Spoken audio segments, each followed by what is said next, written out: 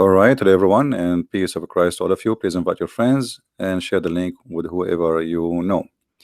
Today, our topic is about Shia, and we always talk. Usually, we talk about Sunni because they present the majority of Muslim population. Uh, but Sunni is many sect too, same as Shia. Shia is not one sect, but all roads lead to Rome. Shia are people who really worship the family of Muhammad, specifically the family of Ali, starting from Ali and his children. The Shia, they have many beliefs. In Arabic, we call them batin wa zahir, which mean outside belief and inside belief.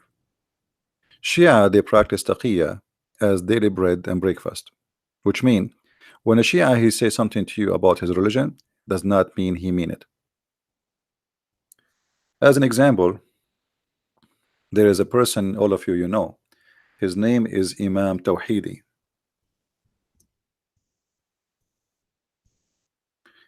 Imam Tawhidi is a great example of Shiaism. Professional liars, and he is willing to say anything to make you happy. Anything. Just use your imagination. He is willing to say to you that the caliphate were criminals. He will say to you, there is Muslims who commit a crime, blah, blah, blah, blah, but he will not dare to say the truth, which is what Shia believe, that they already believe in violence too. So, they have a very sneaky way, the Shia, in order to deceive you and make you believe in something how far away from what they believe.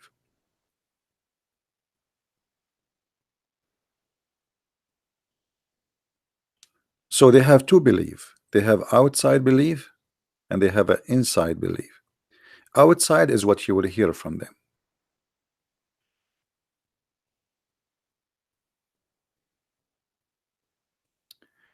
What I stand for is stabilizing or establishing, sorry, a global peace. That is the big fat lie. Ali, the one who he follow, he was the biggest criminal ever in history. Actually, Ali, he killed more people than Muhammad himself. So the guy who want to establish peace, he follow Ali. You see how they lie? Condemning terrorism, Ali, he burned people alive. Ali, he burned people alive. Gender equality, the Shia believe in renting women, the same as the Muslim Sunni. The Shia believe that a man he can beat a woman. Tolerance and love, absolutely, to the point Shia and Muslims they kill each other until today. The whole war we see in Syria and Iraq is about Shia and Sunni. The whole war we see in Yemen is about Shia and Sunni. The whole war it's happening in Pakistan and it's about Shia and Sunni. Everything and Afghanistan it's Shia and Sunni, but they believe in tolerance and love. And if we ask this guy where he got this from, this is why he will never dare to even get close to me. We offer him to debate me, but he wanna join David Wood. You know, I'm not lucky. David Wood, everybody wanna join him, but nobody wanna join me. So today we have a sister who she is an ex-Muslim. She asked me if she can call, and I will let her present herself. She is from Iran, and she will call soon, and we will hear some of her story, and then we will continue our conversation. So please invite your friends. And if you are a Muslim, feel free to post a comment. Remember, our teaching is not about against Muslim; it's against Islam and against scholars and liars, or they claim to be leaders or imam, etc., but they lie to us. We are here to fight lies, as simple as it is. Uh, we will call our sister here and see if she is on ready.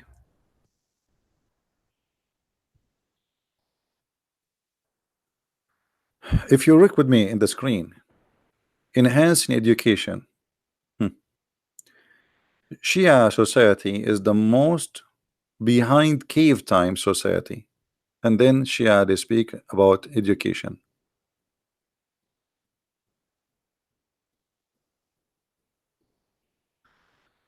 All right, I think our sister, her name here, Shahbaz, Shahbaz. I don't know.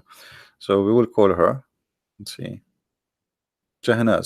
Sorry, Shahinaz. I think.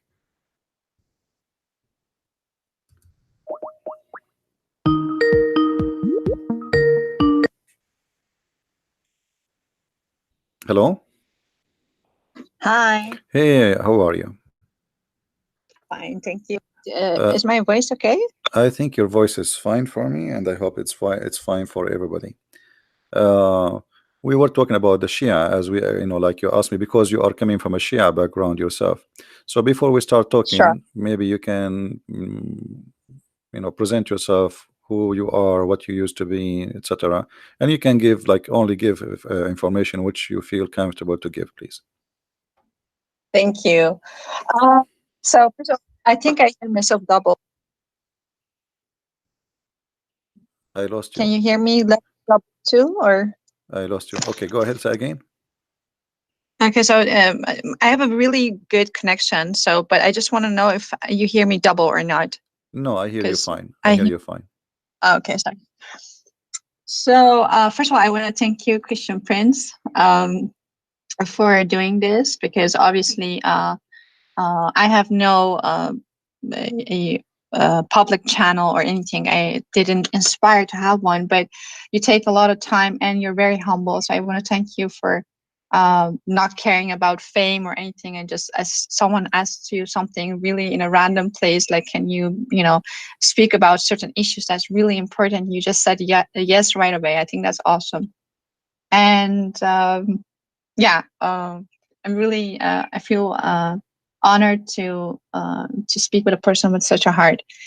Um, about me, I was a born Muslima child. I mean, like, I never chose to be one or be born in a family or in a society that would dictate Islam as the norm, not as a choice.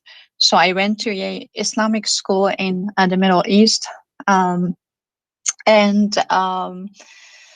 from in Iran.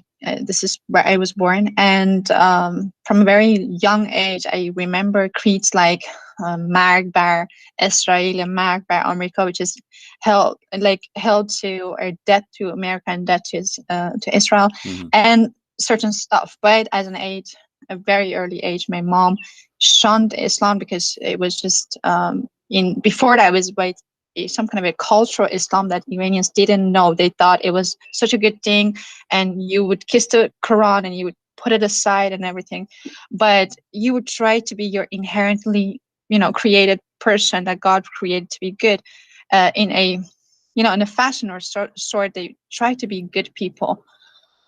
But in the 40 years ago, Islam came to Iran as some kind of a modern. It was modernized by Khomeini, and it was a very different concept. But so Shia Islam for me as a person, of my background, my mom kind of was in a very caliphate kind of, in the name of republic, but caliphate kind of way, came into Iran, and we flee Iran. So my background is just 8 years in a country that was Islamic.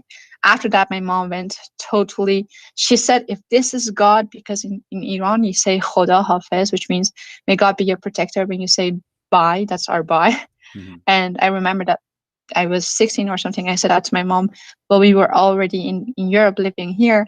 And she said, may a dog be my protector, but not God. So that was how angry she was at Allah, because she read the Quran and she was like, and the Hadith as much as she could. And was very rare in that time to see what, what this whole thing was. Why was everything changing? The universities, she wanted to go study law, but that was just, closed up for 2 years. Everything was closed off, and she would hear the most strange things ever. And so she left Islam, and we flee Islam, my mom and brother and my dad, to the West. So after that, I like started like going, yeah, as any other kid going to school, but particularly I went to a Christian school, which was really awesome for me. But then again, after an age of 18, I traveled back to Iran, and I was really interested in the Middle East and the culture, the classical culture, because it was all intertwined with Islam. So I started this whole path on Sufism and Molavi and Shams and all these people, which was all from the East, Far East, influences from the Far East, but it sounded like better than Islam. It sounded some kind of a self-actualization through, spiritual practice of some sort.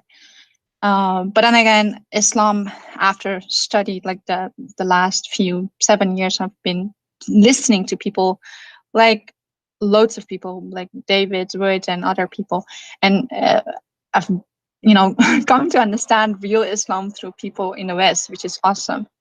And then I came across you, and I was like, the things that you say and the things that you know about Islam is so deep. It's so deeply. I mean, like, it's not that Islam is deep, but you go deep into the to the adultery, to everything that is really. If people would know this, Iranian people would know this. Actually, what you're saying, it will just like kill a lot of it for them. In their minds, at least in even 1 hour. So I'm really excited because I think a lot of people could listen to this after the translation and actually come to see what, like, who was Khadija. Like, so I just want to go with your title because I saw that you changed the title to Shia Islam. So you are, free to start whatever you want to start with. And I have a lot of questions about Shia too, so we can do that format if you like to. No, I This was promise my you. I promise you. Don't tell me. Actually, you wanted to tell me the topic. I said, don't tell me. Right? Just give me the question. So yes. I keep my promise. So Yeah. what is your question? Go ahead. No problem. Yes. Okay. So, in Iran, we have this very weird concept about Khadija. We think we have been, taught this for years now, decades, that she was a very, we say woman. She was a very good woman.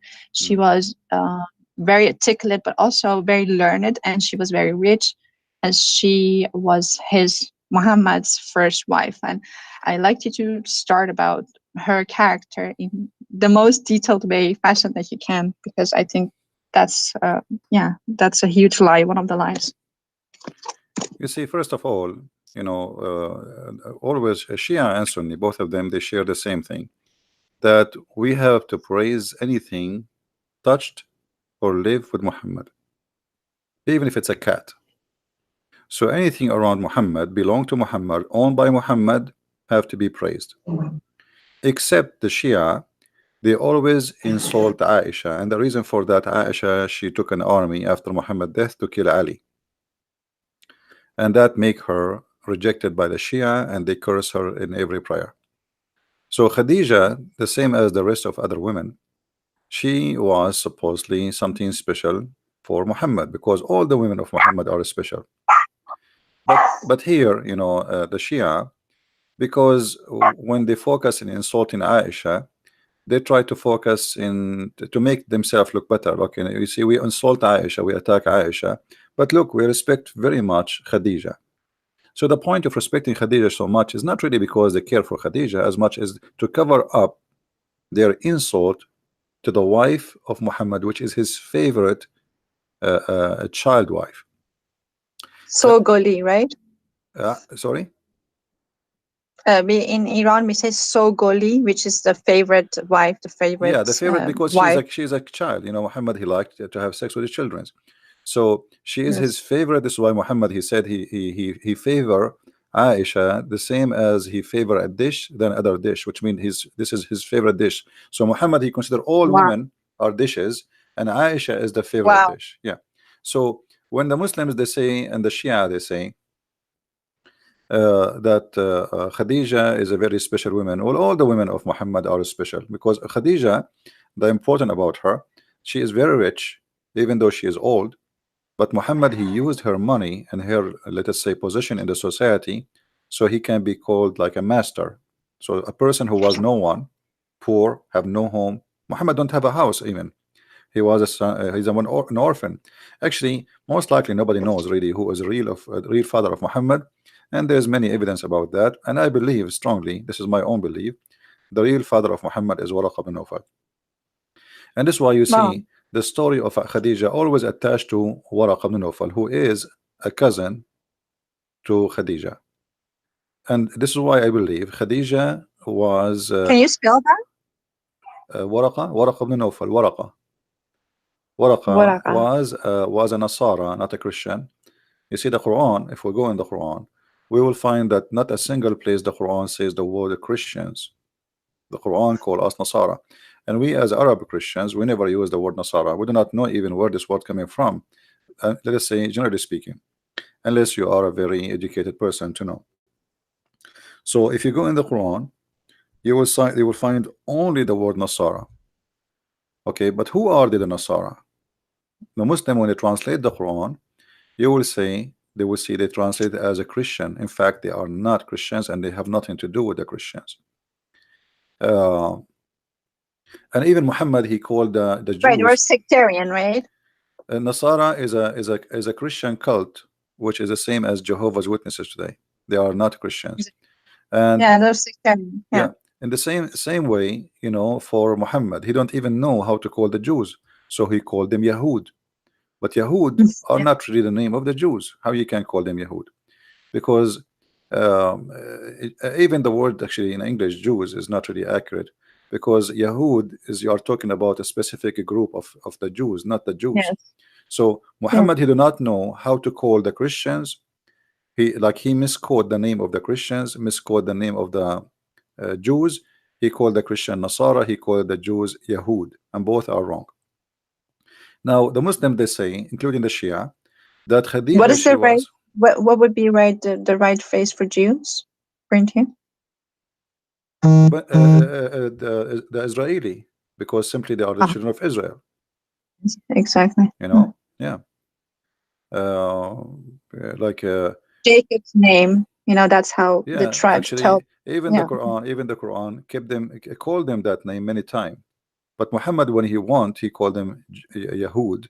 When he Yeah. want, he called them the children of Israel. And So what does that mean? Food. Yahud is coming from the Yahuda. You know, the like there is a maybe we Who can make a betrayed sections. Jesus? No, no, like there's a tribe. The Jews, they have a tribes.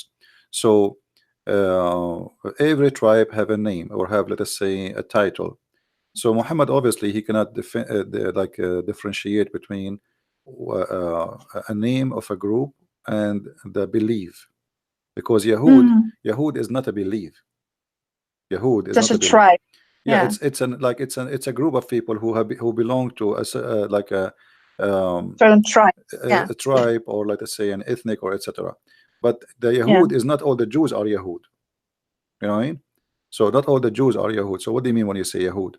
So and the same when they say the Christians, they say the Nasara. There's not That's even a right. single Christian is a Nasara. So who is a Nasara? Nasara simply Mm. are people who are rejected by the Christian at that time, who they became, let us say, extreme in their belief. And this is where Muhammad, he started getting his ideas. Like the Nasara, they It's believe some sort of Arianism, right? they are what? In it is this whole Nazarene stuff is their beliefs, but some kind of a Nasara, Arianism. Nasara is a word mean poor, poor. So they call them poor not because they are poor with money, because the Christian called them poor for not understanding the Bible. So they've been called the poor and they are rejected. Hmm? Really, yeah. Like when you call More so, somebody yeah. the silly, the stupid, you know. So Yeah. the Christians are polite. No, They don't no. call them But stupid. They I call mean, them poor. I meant actually these people who the Christians, the real Christian followers of Christ, with Sean the Nazarene. I think their belief, in what I have read about them, was that there was an influence of Well, it's a Arianism, which is also very. this is a mix of many belief at that time, Of, and those Nasara is kind of a mix. So they kind of like they have a some from from many cult. You see what happened in the Arabian Peninsula, because it was out of the control of the Roman. Anyone his outlaw wanted, he ran to the Arabian Peninsula. So the Jews too, they were outlawed by the Roman. Why? Because in the year 614, the Jews, they helped the Persian, and you are a Persian, they helped the Persian to occupy Jerusalem. When the Persian occupied Jerusalem, they slaughtered all the Christians inside and they burned the holy church. So Really? yeah, and this was in the year Okay. 614, and actually even the Quran speak about this incident, where the Quran says that the Roman, there's a chapter, it's called the chapter of the Roman. The Roman were defeated, and they are going to be victorious after defeat. So this is why the Jews, through history, they always either go to Arabia or go to Persia. Why? Because both territories is out of the control of the Roman, they become Christians. So uh, if we go to the chapter of a room, we will find chapter 30, verse number 1 and 2. You know, the Roman has been defeated in the near year, land, which means the most close land. So the story here is speaking about what happened, and Muhammad, obviously he was under the influence of what's happening around him, and he add anything to his Quran right away. But because of those things, uh, because the Roman became Christians, and the Christians did not allow, let us say, I'm talking about kings now, they did not allow those people to practice their cult between the Christians. So they run and they escape to the Arabian Peninsula, or the Jews, they escape, most of them, to the Persia. Actually, until now, there's Jews in Persia, right? So Yes. and actually, in Iran before Islam, the Jews, they are very important in the world of politics in Persia. But then when Islam came, they stayed there Yes. because they established their own businesses, etc. And the Persians still, they use the Jews for many purposes, to be like a connection, a bridge or connection with Europe, same as the Christian now. You see, the Christians in the Middle East, uh, all Middle Eastern countries who has a Christians, the Muslim countries, it's very important for them that they have a Christians in the Middle East. It's like we have a hostage here. If you do something to us, we will take revenge of your Christians. When the Catholic Pope, he said Muhammad, he brought nothing but evil, the many Muslims countries, they start burning churches, attacking Christians in the Middle East, in Pakistan, in India, etc. So always the Christians in the Middle East are a kind of a hostage, so they can force, let us say, their own agenda. We have something in our hand belong to you. But things are changing. Things is not like before. Like, no, there's no countries now is just behind walls and gates. The world is totally different. So those days are all over. However, Muhammad in his time, he used the Christians, or let us say the Nasara, and he used the Jews for a certain time. But when he did not need them, he decided to kill them, as we see in chapter 9, verse number 29, where he says, go and fight those who believe not in the Prophet and his religion. So this is the reason to kill them until they pay jizya, which means Muhammad, he won their money. He knew that they are rich, they have money. So if they pay me money, I will not kill them. And this is additional proof that Muhammad is a false prophet, because what kind of a prophet he compromise? If you are trying to kill those who don't believe in your God, and that is a crime which should not be forgiven, well, how you let them live if they pay money? And what is the need of God for money? But this is the money will go to Muhammad. So Muhammad is a person who always use God for his as a hostage. Like, Allah is the puppet of Muhammad. Anytime Muhammad he wants something to happen, he say, God said to me. The same as he made verses about having sex with women with no limit. Of course, yeah. Yeah. Now, if we go back to Khadija, Khadija simply is no one. And if the Shia, they believe that Khadija, she was really important, so why they don't show us? Mother of Islam, we call her. No, where is Khadija? Where is Khadija in the heritage of the Shia? We don't see her. We see only Fatima, right? Yeah, but So for her, they will actually kill for Fatima. That's she's just like see, holy. just because She's seen she as is the Maria. just because she is the mother of Fatima, they speak about her highly. And but the fact they don't really care for Khadija, they care for Fatima. Now here, we know that the Shia believe that Fatima and Hassan and Hussein and Ali, they are made of light. And the reason for them they believe in that, if you go and read them, That's why all these pictures in Iran, sorry to interrupt you, but they have so many pictures on the side of the ways, and in every corner, in every kind of shop, there is a picture of some saint of sorts, and their faces are drawn in light. right? This Like is you how, can't actually see their face, but they're all, yeah. yeah, So that's exactly how they see them. this is how they see them. Yes, they cover them with light because they are made of light. And actually, Yeah, light is they're more, exactly like this. yeah, they are. But even more beautiful, you have these beautiful Persian eyes and everything, but it's very gorgeous faces that you just want to, look at when you see them. Very Yeah, they different draw them, but art for than sure those are they painting were are false. person. Yeah. Yeah. Look what they are saying. Muslim or non-Muslims. Imam Ali, AAS, who was devoted Muslim, did not consider the state of one being Muslim or not as condition for defending the oppressed. For Imam Ali, it was important to establish justice and defend the oppressed and be stern toward the oppressor, whoever the oppressor be. All of this is nothing but a big fat lie. Ali, he killed, he Okay. raped, he Oh, stole. Khamenei, Ayatollah Khamenei have Yeah, said that. and the Okay. one who is talking about Ali, how good he is Al Khomeini, who was killing people for leaving Islam, who was slaughtering people for being gay. You see, the Shia, they have two faces: faces for public and faces for indoor. So for public, Exactly. yeah, in public they say things which is far away from their belief, but indoor the story is different. Kill them wherever you find them, slaughter them, etc. And the Shia, they believe clearly that anyone who leave his religion, kill him, the same as the Sunni, no different. And they So do every day.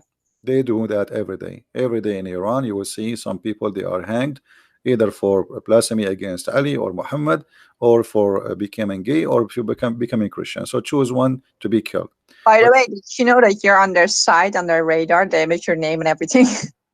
they have my name. You're on their radar. I've seen it in their sites. You're on their radar. They know you exist. I think you're from the CIA. Yeah, for sure. Anyone is against Islam. Yeah, they made a video actually in the Arabian TV about me. This is Yeah. many years ago. Yeah, I saw that video. Uh, anyone who Anyways, expose back to anyone who the expose their lies, he is an enemy for Allah. always. They're And now, either a spy from yeah, from and let Israel, us or see they're from let us CIA. see the tolerance of the Shia. So if I go right now to Iran and I stand in the corner says Muhammad is a false prophet, what will happen to me? You will be imprisoned and you will be Executed. accused They will for kill me in the insulting the they will prophet. kill me in the street. They will not even take me to prison. They will cut me pieces. So they say things, this is what Shia is about. You see, Shia and Sunni, both of them, they practice taqiyya. But Shia, taqiyya for them More. is a style of Yeah. life. Like you have to do taqiyya in everything, anything, even with your wife. There's tons of videos. Especially with your wife. They call these people, these akhuns, these people, and they ask them advice for marriage, and these idiots would actually say, just lie to them, say you will buy them gold and don't buy them gold, and this so simplistic, as if that will solve the issue. As if women just want one thing, they want gold, and they're stupid and dumb enough to just want that. And the other thing that is, they say zat zan, that it's in her thing, she's made of it, is jealousy, and she will make everything, like she will break everything with her jealousy, because jealous women go to hell. I mean, like, I hate them for all these lies. But go on, sorry. Well, the Shia, actually, they don't respect women at all. At Way all. way more than the Sunni. The Sunni don't respect women too, but like if you go to the books of the Shia, as an example, if you go to the book of Al Kafi, which is like equal to Al Bukhari for the Muslim Sunni, in volume number 5, page number 500. Let me hold on. I don't want to give a wrong number. I don't remember exactly, but it was 500 something.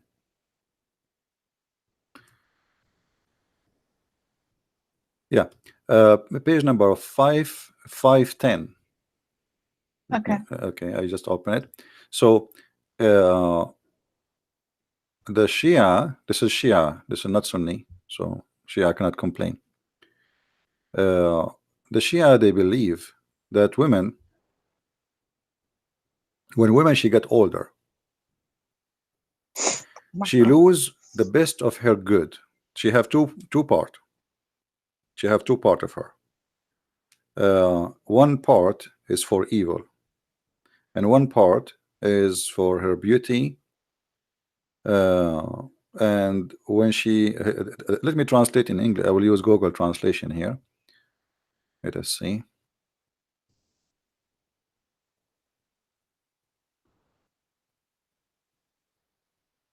So Iranians actually have the exact alphabet. We have the Arabian alphabet, and an Iranian would just slap me in the face for saying that, because they say no, that's Farsi, and it's No, a different language. I know it's Farsi. different If pronunciation. they use the They Arabic sing, language just but because they've been forced to. They are not really in favor of it. Here you see the yeah. Messenger of Allah said, let us see what happened to the translation here. That there is the women when she get older. Okay, he said if a woman grow up in age, the both end of the better side goes, and her evil remain. I don't know if you can see the text. Can you scroll up a bit? So if you are a woman and she like you are, and who's an old woman here? An old woman is not really an old woman. Old woman who she cannot have babies, and she is not pretty as when she was young. So that the good part about the women, and the rest is not is a pure evil. So women in for the After Shia, her menopause. huh? After her menopause. After after she don't have menstruation no more.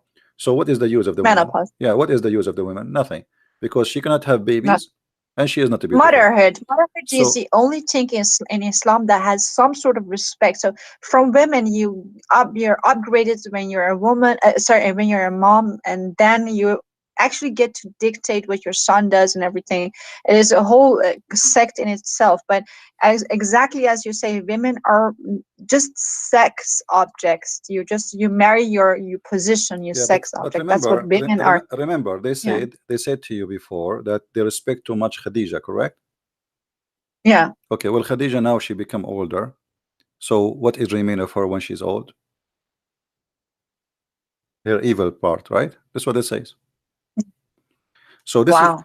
this is how they lie. You know, you know, Shia is Wow. like is a collection of Tom Oh and my Jerry God, stories. that is so inhuman to make a woman who's older turn her into the evil part. So you actually have an excuse to, the Jews have 600, in the time of Jesus, they had 600 reasons for divorcing a wife, which would salty food would be one of them, the requirement. And this is actually even more evil than that. It's the same in a sense, in the same spirit, this Pharisee kind of way of living. You can do whatever you want, and then you can put it on a woman, you can project it on a woman. But this is even more evil, because you're saying a woman who has done everything for you, and now she's older, she's in a menopause, and she's most probably the mom of several kids.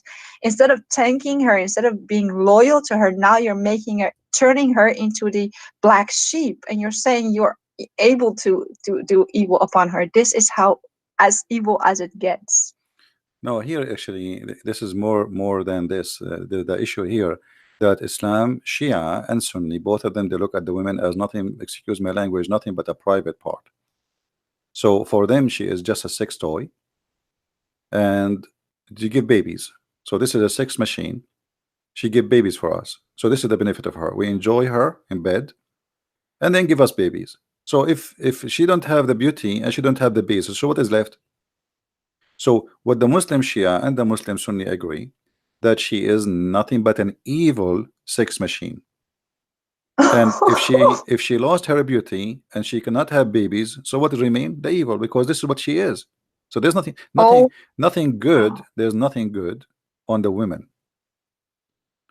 So this is how they lie when they say, okay, we respect Khadija. Well, Khadija, she was an old woman already. Actually, the Shia, they but say that Khadija was, she was the master of Muhammad, because I think he was her sex toy, and I think she was so rich and so influential. If he would come with these ayahs, with these surahs, he would be beheaded by her.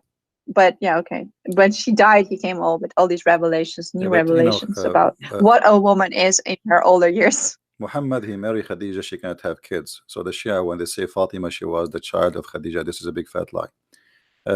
Wow. Yeah, because Muhammad have no children. Those are the children of Khadija.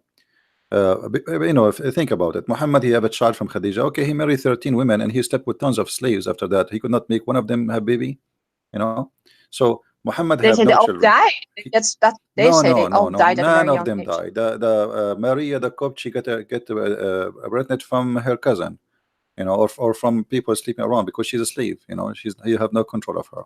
So, and even Aisha, she said to him many times that this is not your son. He don't even look close to you.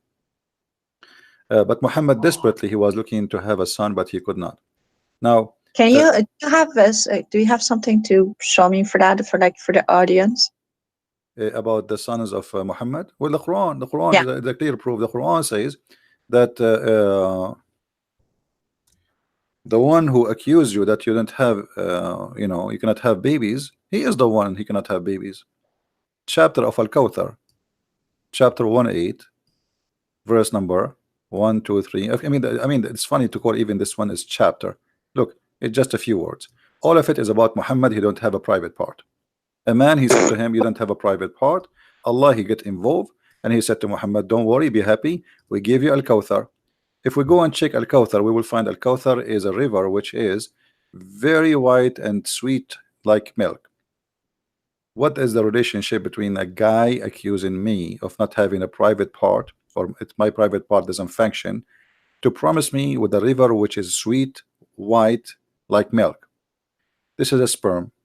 And then he says, because the sperm of Muhammad, he have to be sweet, because he is a the sweetest ever. Then therefore, praise Allah for a sacrifice for him. Sacrifice for what? What happened exactly? Because he gave him a river in the heaven. What about you make him now having sex and have babies? And then, and the one who make you angry, Muhammad, actually he is not making him angry. He is making fun of him. He is downgrading Muhammad. He's insulting Muhammad. He will be cut off. Okay, cut off from what? Cut off from what? He will be cut off from having babies. Change the translation right away. You will find the translators. This is why we say never trust a Muslim translation. Never. They lie. We change the translation. Look, there it says from the hereafter. Here it says from having children. Do you see it? So the whole story, So he was people are making fun of someone who Muhammad. was obsessed with himself because he had this defect, and men, for men it is you are money. You know that this is very Yeah. important to a man. So he like, okay, that's huge to know. I never knew this. No, I think many this is me why don't know Muhammad. This is this. why Muhammad. He says, "I was the most weak person between all mankind in sex," and then I invoke my He was God, Allah. bragging about his sex all through through the Quran and Hadith. Well, That's also a he reason. brag No about it. Yeah, normal person brags about their private life, he right? No brag. moral person would No, do that. he brag about it because he's trying to cover something he believe it's Purpose. missing. You know, that's why he brag. And Muhammad, he said that I was the most weak person between all mankind in sex until Allah, I invoke Allah, and He sent me a dish of meat, al-kufayt. I ate it. I get the power of 40 men. So even this miracle is very funny. I mean, if the Muslim, they say if Allah wants something to be, He say be, but Allah could not fix the private part of Muhammad, so He need to go to the kitchen and make shish kebab, and He sent it to Muhammad, and Muhammad ate it, and then Muhammad then boing, he's good to go. Uh, all of Islam is Like shish kebab. yeah, Islam is a collection of stupid story. Additional to that, Oh, the Muslims, because this is your interest about women, the Muslims, Shia and Sunni, both of them, they believe that women, she is created for sex. If you, there's a book, it's called Al-Khisal by Al-Shaykh God. Al-Sadduq. Al-Khisal. So this is Shia book, not Shia, not Sunni. And by the way, Sunni, they agree with that too. So there's a hadith where it says that Allah gave the women 10 part of a sexual desire, one of it only for the man. So the man have only one sexual desire, or let us say joy, when he have sex. The women, she have 10. And then and then he says, but because Allah, he made the women shy to say her desire, she don't say it. So they always, they view the women, actually let me find it for you. Always they view the women as a sexual entertainment. But Okay, also someone who there we doesn't go. have control, right? Yeah, the women, Allah, he made her in such a way. So he says, let us translate to English. Hold on, so people can read. Oh, I don't know what happened. We say translate, it took us to something else. Let us check. Yeah, I have a million questions, so sorry for keeping you from your topic. Yeah, no problem. It's okay. All right, here we go. We switch to English. So look what it says here. This is the book of Al-Khisal, page number 438.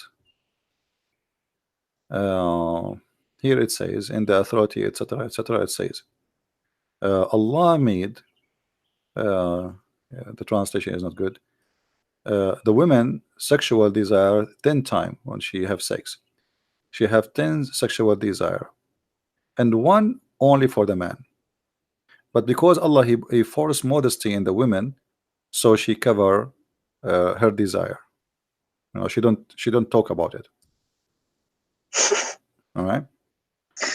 Yeah. Okay. So this is how they view always the women. And this is why Muhammad, he brag about his sexual desire, but no women she brag about his sexual desire. Allah has made love 10 parts. What does that even mean? 9 of them in women and 1 of them in men? It's Well, just so he gave the poorly women, written. he gave the women, this is why Muhammad, he says the women, she have 10 private part. 10 private part. One of them is her What does private that part, the one between her legs. The rest are her hair, her voice, her eyes, all of them. Women, she is always a private That's part, why understand? we have to cover up all these parts, Yeah, right? because this is when she get married, she cover only one, and the rest is still exposed. So she have to wear the burqa. You know, when a woman she marry, only the private part between her legs is the one is covered. Uh, and then the Muslims, actually, the Shia, they go farther. This is why I have my book Sex and Allah. People can read it. The Shia, they exaggerate and they speak about.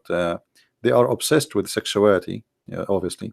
So they claim that the women, because their imams, they told them that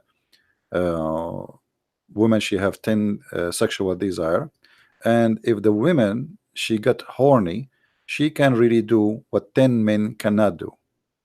All right. So uh, uh, let me find this.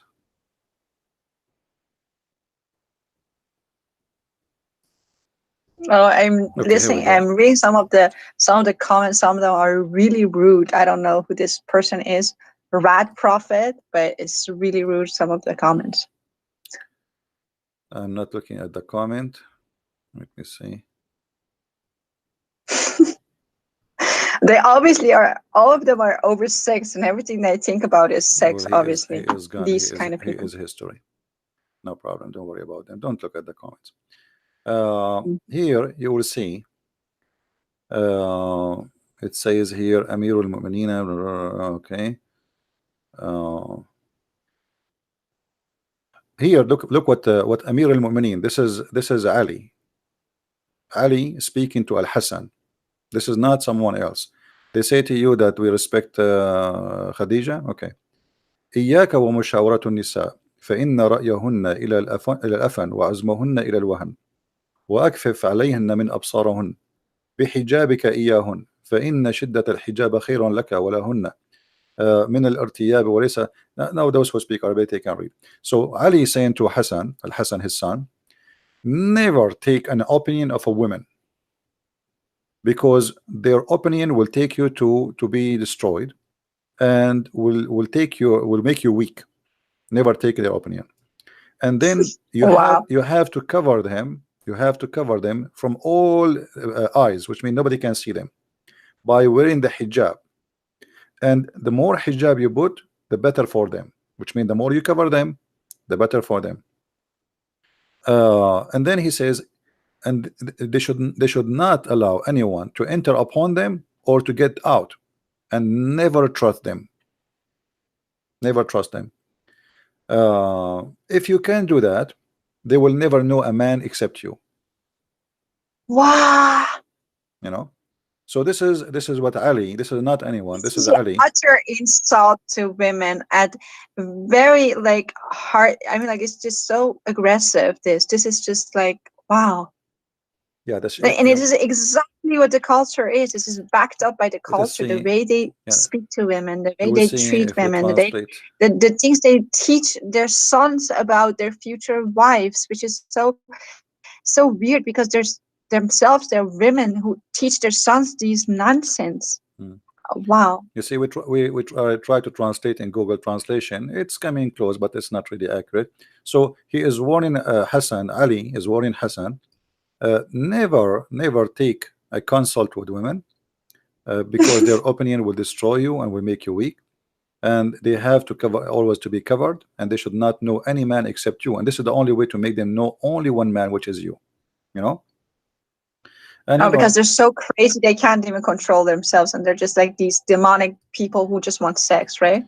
no, the reason, you see, the reason is to say such a thing. Like if you cannot see any man except a one person, then you will not see how bad he is if you cannot compare him to other men. You know what I mean? I mean, he will be good anyway. I mean, okay, your husband is evil maybe, but if you cannot compare him to something better, how you will know that the other one is better? So the advice is, don't let your wife see someone else, so she will never recognize something better than you, and she will never know a person except you. Wow.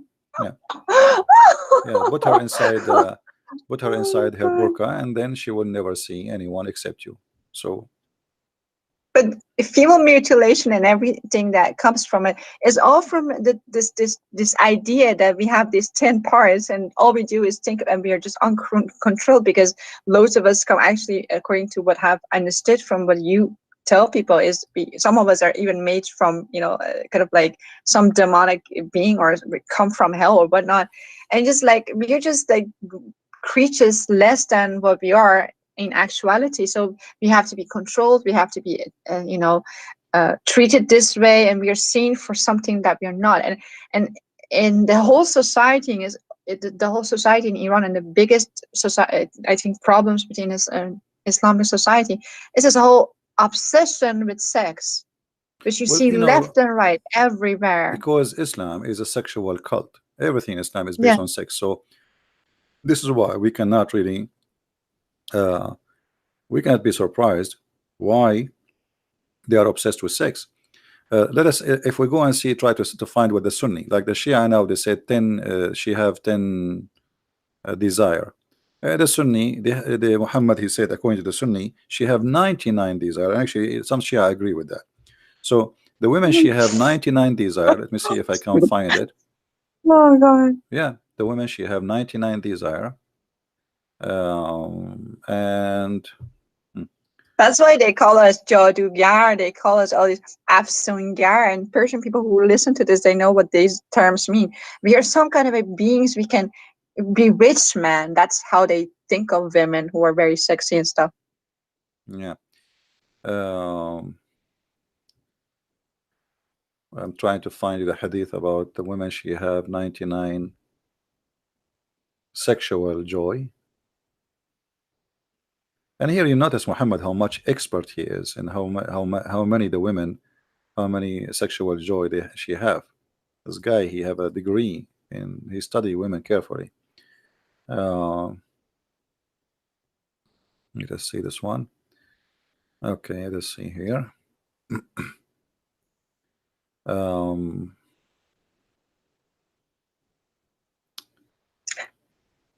Let us see.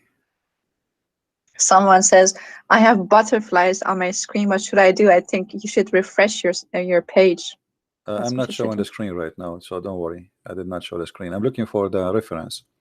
You know, like No, I think someone's screen just froze and they didn't know what to do, so I just gave okay, answer. yeah. You see, like if you talk to a different person, he will take him a year to find reference we are talking about. And for me, because I memorize it in my head, I'm trying to find. You're the king. Well, I do my best. Let's see. No, I've I never seen found. someone like you destroy Islam the way you do, utterly destroying it. Well, Islam is very easy to destroy anyway. I mean, it's a stupid cult. No, you're just too humble. It's not that easy. You're destroying it, but everything that God gave to you, of course, it's God gives all the grace, but it's just amazing. But go on. Let us see here. But this one is a Google book. We can translate to Google to English. We need something which is can be translated. Um,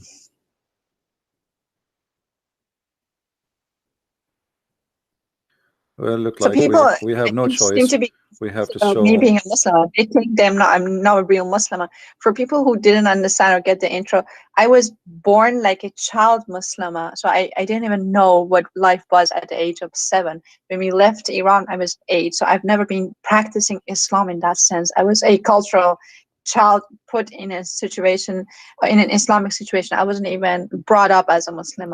But in Iran, it doesn't matter. If you go back, if you have problems with the state or whatnot, and you have to go in court and testify, Yeah, for they sure. ask you, what are you, Shia or Sunni? No, And you don't have a choice between they are your even Muslim Shia there. and Sunni. Yeah, You have to even say if you leave Shia. Islam, you are Muslim there. You cannot change it. You cannot even say I'm not a Muslim no more. Here, this is the book Yeah, of Faid they call you al-Qadir. more times if you do that. But you go on. Sorry. This is the book of Faid al-Qadir. This is Sunni book Yeah. now. And in the Sunni book, it says, فضلت المرأة على الرجل ب99 جزءا من اللذة. The women, she been favored by. Is it on the screen? Because I can't see Sorry, anything. hold on. Let me. I did not put it in the screen. Let me see. Yes, I'm All Christian right. now. All right. Now we will be back. This is the book of Faid al-Qadir. And we are in page number 440. Yeah. And those who are Muslims, they speak Arabic, they can see what we are talking about. This is 440. And this is hadith number 5888. It says, the women, she been favored over the man by 99 joy, sexual joy. And this is reported from Abu Huraira. Now this is Sunni, you know. Shia, they say 10. Sunni, they say 99. So choose one. Can you recite that in Arabic? Is that possible? يا فضلت المرأة على الرجل ب99 جزءا من اللذة ولكن الله ألقى عليهن الحياء, but Allah, he made them shy, or let us say he put modesty on them so they don't like talk about it. Oh, yeah. Okay. Thank you. Yeah. Both cult, Shia or Sunni, they are sexual cults.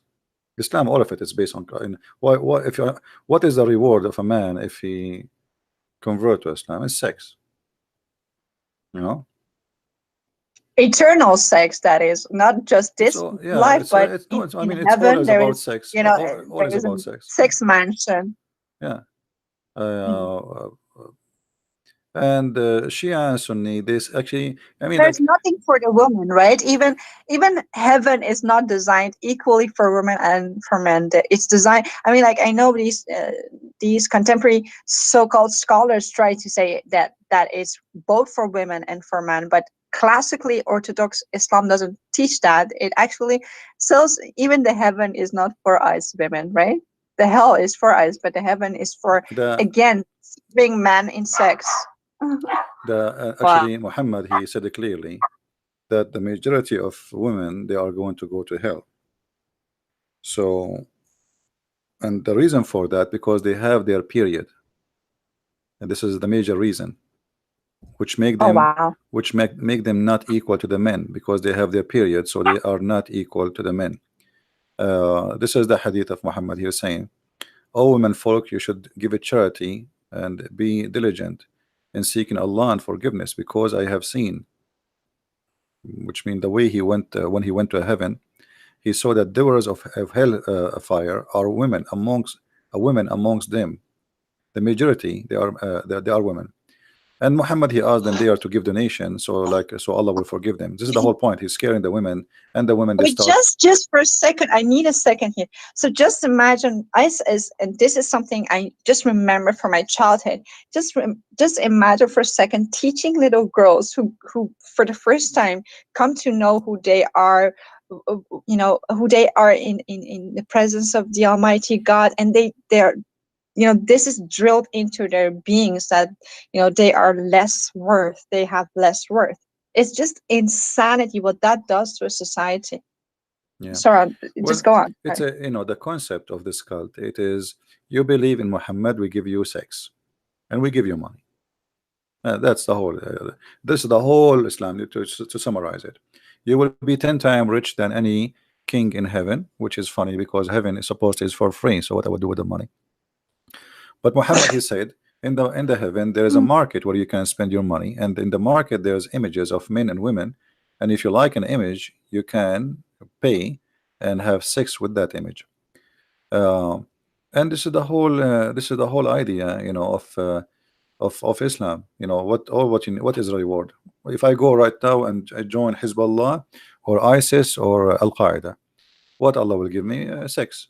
That's it. A lot of Women, sex, yeah. endless sex, Not yeah. you see. Or whatever your right hand possesses, right? That means endless. Actually, like you see, when we say 70 women, the 70 women, let us say 72 women, this is the lowest. Every woman, she have a 70 wasifa, which mean maid. And every wasifa, she have another 70 maid. So what is the total? You have thousands. This is for the lowest Muslim. For the lowest. Yeah. For each one of them, she have 70, and the 70 have 70. Muhammad is stuck with the number 70. So the whole cult is about sex, and always this cult put down the women. As you see, women, when she get older, the good part of her is gone, which is babies and sex, and then the bad part is the remain, which is evil. This is why Muhammad, he claimed We're just machines. We just give you babies, and then you yeah, get to cause demonic. Muhammad, That's what. he said, you see, the Muslims, they say the Christians are funny when they claim that they believe in the original sin, right? This is what they say.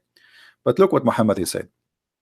The Prophet, and not only that, I saw like that and etc. They say the Christian, they blame Eve in the Bible for the sin of Adam. That's not true. God, he punished them both. He did not blame one. Same time, uh, the one who commits sin, he commits sin. Doesn't matter who is he, male or female. But look here what Muhammad said. The Prophet said, where it is not for Bani Israel, which means the children of Israel, meat would not decay. Muhammad blamed even the Jews for the food is damaged in your table. And then he says, and where it is not for Eve, no woman would ever betray her husband. So Muhammad teaching the Muslims that all women are the same as Eve. And Eve, she was a bad woman. She betrayed her husband. And actually, he used the word in Arabic, khanat, the one who cheats. But this is their pride and joy. I see these modern scholars defending this notion, saying, well, you Christians, you believe that Eve was the one who actually, deceived Adam, but we Muslims, we don't believe that. We believe that Eve and Adam and Eve were equally sinners. But this is so not true. Then what you're saying is proving the opposite. You see, Muslims, when they say things to you, they bet in you. But this is actually the opposite from the truth. Why would they do that if they're proud of what they like? If you and I would speak about the Bible, I don't know about you, but I'm really proud even about the Mosaic law. I'm like, wow, that's so just, that's so good, that's so holy. I don't have to hide it. But this is also a proof that they're even ashamed of what is said here. They try to change it. Muslims, they play taqiyya, as we said. So when they say we don't believe in that, we go and we check, we find that they believe in that. But the Muslims always, they bet in one thing, that you are ignorant, you do not know. And as long as you are ignorant, we can lie and we can say why you believe in that, and because you don't know how to answer them. Like, can a Muslim says to me what they just said to you? They cannot. So this is why here we are trying to fight ignorance. Ignorance is the problem. Do you hear me? Yeah, I hear you. Yeah. So this is why Christians, when they listen to us, they need to take notes, save reference, because those things, the same as they say to you, they will say to them. And if you are not a person with education, you do not know what to say, and they shut you up. You know? But here, Yeah, actually, here you it's notice not even Muhammad. possible. It's not even possible, I think, in a theological way in Islam to critique Islam, right? You have no right to do that, even as a man, not only You as don't a have woman, right but for what? I you don't know. understand what. You don't have right to do what? So I thought this was some kind of a theology, Islamic theology, that there is no position, no one can take a critical position. I mean, like what Molavi did in Iran. I think he was the grandson of Ali. This is how I have perceived it to be true, and he came with all sorts of objections against the orthodox kind of Islam, and he was seen as someone who is not a is a murtad. He's not a Muslim anymore, because so whenever someone poses something, even within some kind of a understanding of Islam, but difference from idea, that person is seen as, whether man or woman, as seen as murtad. So I think this is a theological thing that no one is able, or no one ought to critique Islam in a Islamic format, right? Or is that just for women? You see, this is not about a mullah, not about a Muslim, not about. This is what the cult is about. The cult is made by the man for the man. So whoever is reading the cult, studying the cult, he had to understand that this is a religion made for the benefit of the man, and the woman, she is just a sex toy. So no matter who Mm-hmm. is the one is talking, no matter who is the one is reading, no matter who is the one is listening, this is the concept, and this is the benefit, and this is the target. The target is, you believe in Muhammad, you go to heaven, you have sex. Women are made for the man for sex, and in the Yeah. heaven, those women, Allah will even take from them their jealousy, which means you will become a sex toy. You have no feeling.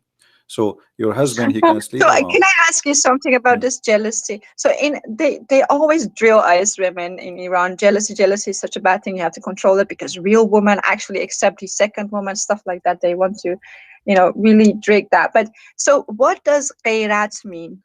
Like, do you qayyur, ghairat, Ghira, when you ghira, actually, yeah, ghira is jealousy. no, well, ghairat is jealousy. Yeah, the ghira Okay, is, so I thought Khairat means what we believe in the Christianity to be zeal for God, righteous jealousy what God has for us. yeah, jealousy have Does many Islam meaning. have a Jealousy have many meaning. Depends, you are jealous about what. A woman, she can be jealous from uh her husband. He's talking to some women.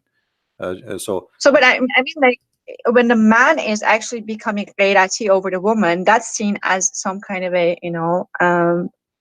good thing to have. That is, it looks good at a man. But when a woman is getting jealous because righteously her man is looking at a other woman, or he wants other women, he is thinking about other women, we are called jealous for feeling that. It's so unfair, that the whole thing is so the utterly jealousy, unfair. the concept of jealousy is about owning something. So since we are childrens, when we are childrens, if I have a toy and I am a child, and then another kid, he come and he play with it, I remember that this is my toy. So I want to take it from him, and maybe I will cry, or even I will beat him to take it back. So jealousy is the desire to own, not a desire. It's not really a good desire. It's about owning the person or owning something. So some people, when they marry a man or a woman, when they marry from somebody, they say they are very jealous. Why? Because they believe they own you, you belong to them. So you cannot even talk to someone else. You cannot even have a freedom to say hello to someone. If you look somewhere, he will accuse you with something. That is a sign of obsession, of ownership, and not love. This is not love. This is ownership. So Muhammad, when he said that Yeah. the women in the heaven, Allah will take their jealousy, he is trying to solve the problem, because the Muslim men, they have many women and they keep fighting, and even Muhammad himself, his wives where two parties and they fight each other, even they throw rocks at each other. So uh, this problem, anyone who have many, But was that because of Muhammad? I mean, like, I can't even imagine someone loving him. I think, well, I don't know if you've ever read this book that they this are not loving Iranian him. lady. They are not loving him. They are fighting over property. You see, if you Oh, go, if you exactly. That's what I want to say, because he's so unlovable. So they can't be fighting over him. So they're fighting about no, poverty. That makes sense. yeah, if you read the hadith, the fight is about Bintu Abi Quhafa, which means Aisha. She was Yeah. uh, when uh,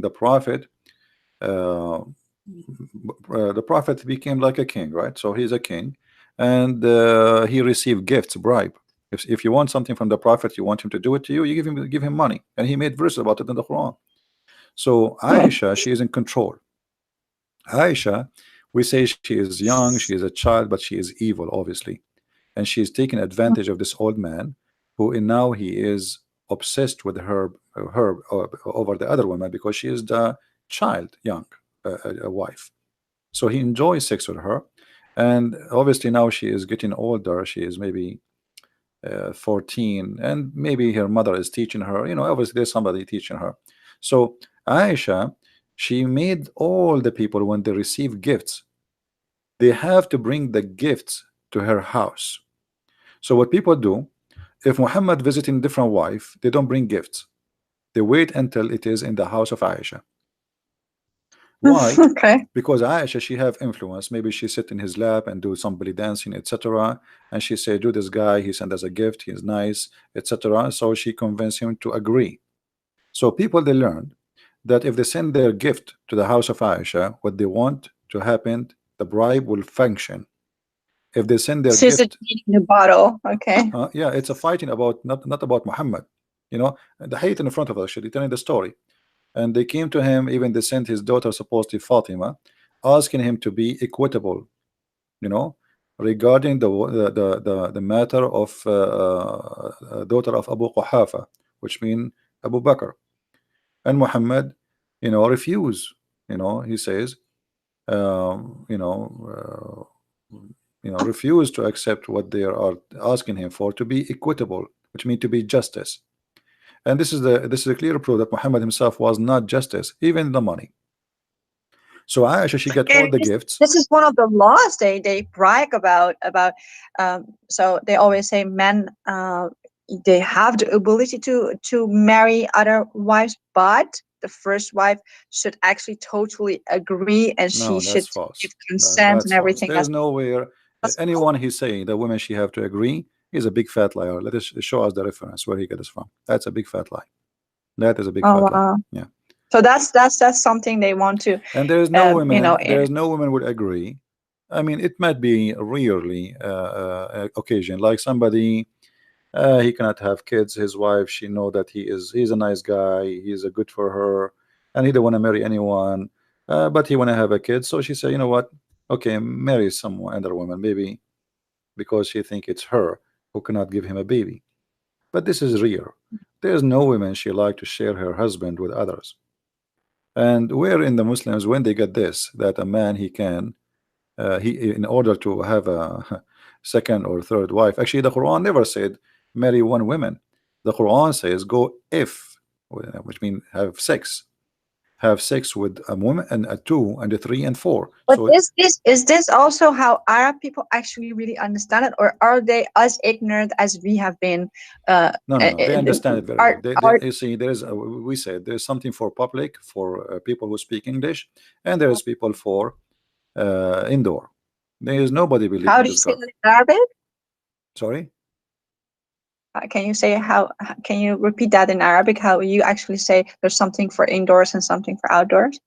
يعني في الداخل وفي الخارج. Inside, the inside teaching, when the Muslim, they close the door of the mosque and the windows in Europe, they start talking about the kuffar, how filthy they are, we have to do jihad, etc. When a foreigner, he come, he open the door, he say Islam teach peace, we love mercy, and we know Islam says to us to respect others. In a house of peace and dava.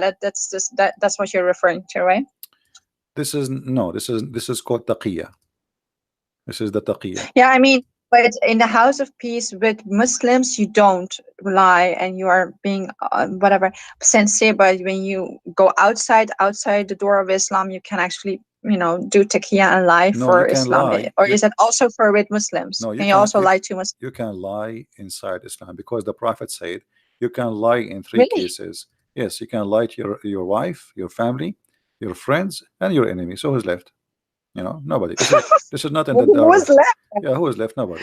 But if you go to the chapter 3, number 28, which is the taqiyya is coming from, you will see that it teaches clearly that a Muslim man, he should when he speak to, for sure this is when he is weak, as you said, the country which is not his, he don't have control over it. So here it says it's forbidden for the believer to take the hypocrite, and supposedly we are the hypocrite, to be their friends. However, and the one who is sincere to take them as honorable friends, if he is sincere, seeking honor and might and honor with them by taking the hypocrites and disbelievers as a friend, both he has no connection with Allah. So the second you take me as a friend and you mean it, and you are sincere about that as a Muslim, that's mean you are not a Muslim no more, you are apostate. So he have no protection, no connection, no honor, no mercy. So the Muslims can kill you, rape your wife, take your money, unless this is the exception. So I felt bad. there's an exception. Hold on. The exception is if you want to take them as a friend but you don't mean it, it's okay. So look what it says: unless to be, but you guard yourself against them, save yourself from them, taking it as it were security, saving yourself from them by speaking in a friendly way toward them while your heart dislike this. So your heart always should be The dislike very that. definition of how to be a hypocrite. This is just That is Islam. exactly that. Islam is about hypocrisy. It's satanic. It is totally satanic. So he can not take you as a friend. But if you go in the West, in America, you will see every Muslim saying to someone who's not Muslim, "Yeah, we're friends," and they invite you to their house, etc., in order to maybe to deceive you and make you believe in Islam. But as you see, this is the teaching of Islam. This is not my quotation. This is not my words. This is Ibn Abbas, the cousin of Muhammad himself. This is not me saying that. And this is, by the way, the official government How, website of how the is King he? of How is Jordan. he a cousin? By the way, we don't know anything about Muhammad's father. Even how can he be Well, this is a what they say. cousin? They say that this is his cousin. His name is Ibn Abbas, and whatever they say, we go with it. No problem. Okay. Yeah, but this is what this cult is about. It's about deception and lies. And you specifically, most of the things you said tonight was about Shia Islam. Someone on Mir, I think she's Iranian. She's complaining about deriving from the topic, but it's all between Shia. This is all Shia Islam. Yeah. So, can I ask a different question also Sure. about Shia? Go ahead. So can you tell me more about the character of both Hassan and Hussein? Because that in Iran, Hussein is praised actually as a maybe because I think Muhammad, as you said, is Hamd bar Ubad, like the one who is being praised, right? So he could be anyone. It's very vague for me, all these names, but Hussein is actually it almost for some people it's an incarnation of who Muhammad was. So they in actuality either praise some people praise Ali and some people praise Hussein, not so much Muhammad though.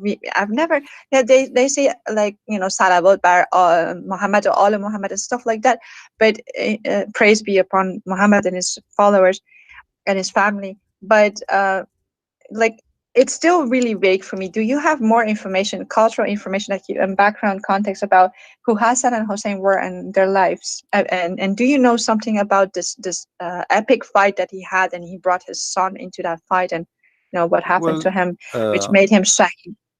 there's many stories. All of it, obviously, it's a fabricated stories. Uh, as an example, Ali himself, he was not born in a normal birth. His mother, she gave birth to him in the Kaaba. This is Shia stories. This is Shia stories, and there's no source for it. I mean, Shia, they have tons and millions of stories. So, uh, he is the only one who was born in the Kaaba. You know, Sometimes with Jesus figure in actuality. yeah, they have like a lot of stories uh, about Ali and about Al Hussein and Hassan. Uh, like as an example, when Fatima, First of all, what they sorry to say this, but first of all, what does it mean, Hassan and Hussein? Can you explain what the names mean? Hassan mean good, like Yeah. good and good. Hassan and Hussein is the same actually. Oh, really? Both, Okay. yeah, both are like Good. the good and the good, you know. So Hassan The and good one. Hussein, like the one is good and the one is uh, uh, the source of good, or let us say um, it's about being good. You know, it's not really too much different. But the Mhm. it's not here that not a problem. The problem is that the Shia, they believe that Al Hassan and Al Hussein, they are created from light, and Ali. Now they don't mention Muhammad too much because simply Muhammad is just a cover up. You see, the Shia don't really care for Muhammad. They care really No, for Ali and his family. But Hussein. Yeah. Muhammad is a cover up to make themselves look like still we are a Muslim, you know. So the Shia, they believe, and they have their own interpretation for everything. So they say that the Quran says that Allah said that Muhammad, he is a light, he's a lamp. All right. And they, Yeah. from this interpretation, they say all the family of Muhammad, they are made of light. They are creatures made of light. They are not human like us. Mm. There's many videos on the internet actually speaking about this issue, that they are really made of light. They are not a human like us. They've been given shape of a human, but uh, they are not a human. They have the look of a human, you know. Uh, and then they involve Al Hassan Al Hussein, that they are the one who can take you to heaven. As an example, let me see if I can find some stories about them. Um,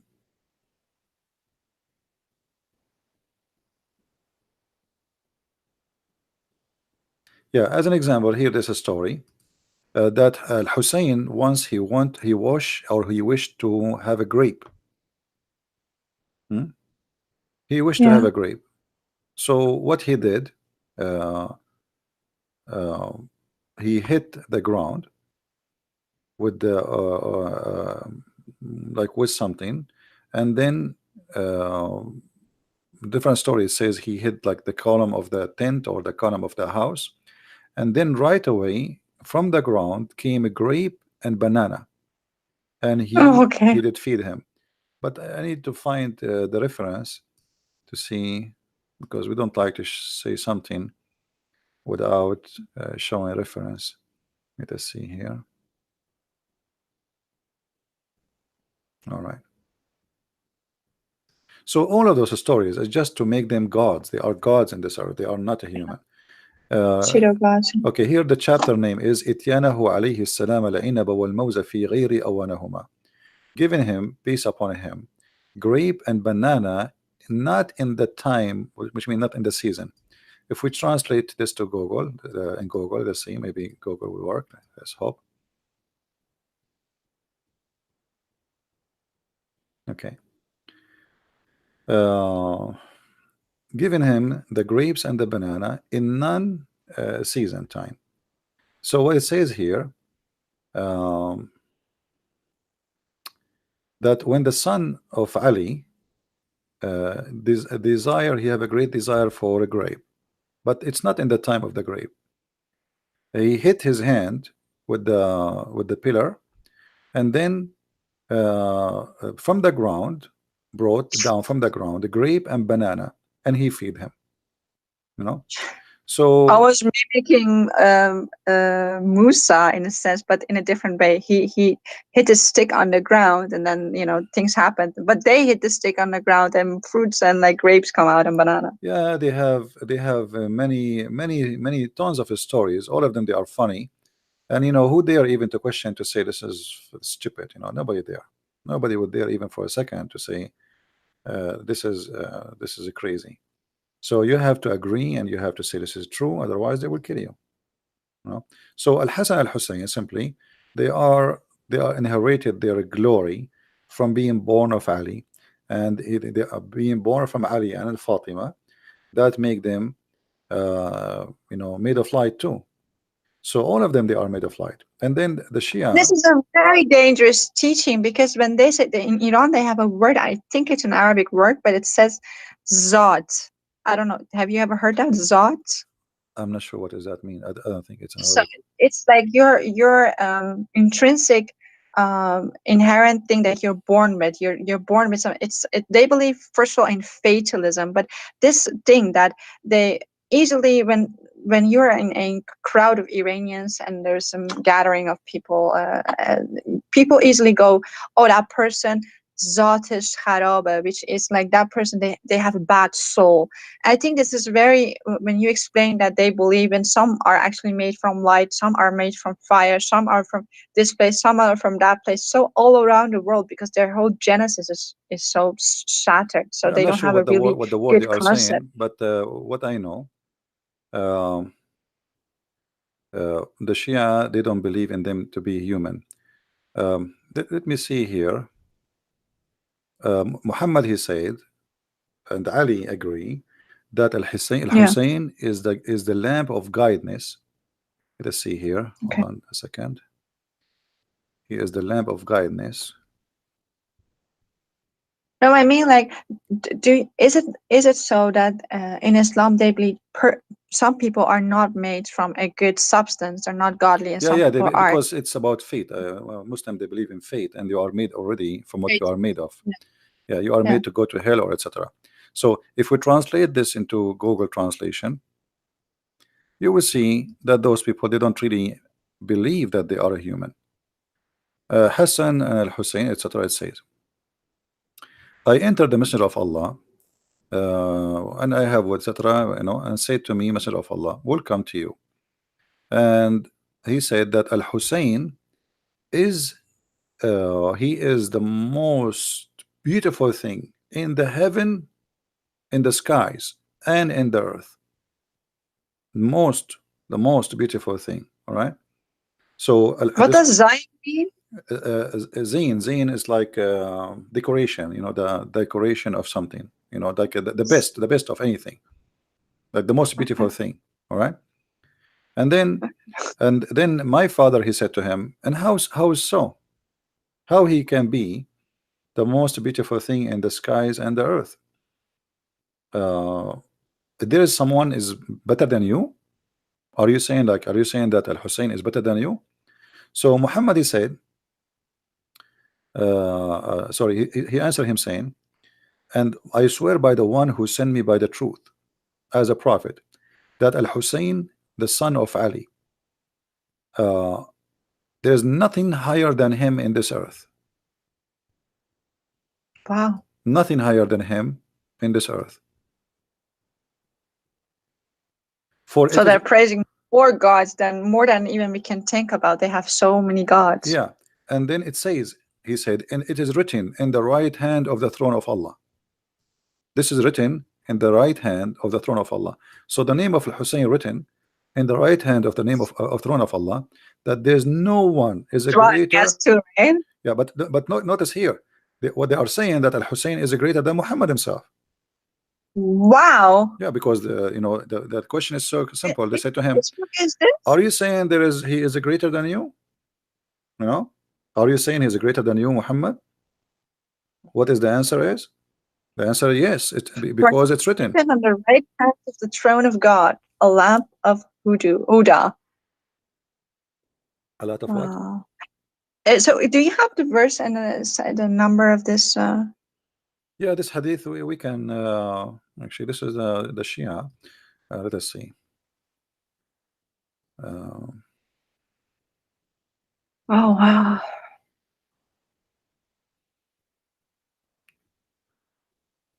Okay, here. This is the book of Biharul Anwar. Okay. The book of Biharul Anwar. And what? Volume number 36, page number Yeah. 205. Okay. 205. And you know, I can give you the link actually in your Skype if you want, you know. I'm sure. Thank you. But I don't know if you can open it because it's in Arabic and the link is in Arabic in the top. But For anyway, later. Well, but I will need all this to translate it. yeah. So this is what they believe, and this is what it is. And I mean, it's a crazy religion. What we can say, you know, this is how it is. So here you notice how the Shia, they use Muhammad to make Ali family gods in earth, to the point even Muhammad saying that he is the best and there's nothing better than him, neither in earth, not even in heaven, you know. And not only that, if you read carefully, he said that he is the ship of salvation, he is the light of guidance and the ship of salvation. Let us see if it the translation come in here. um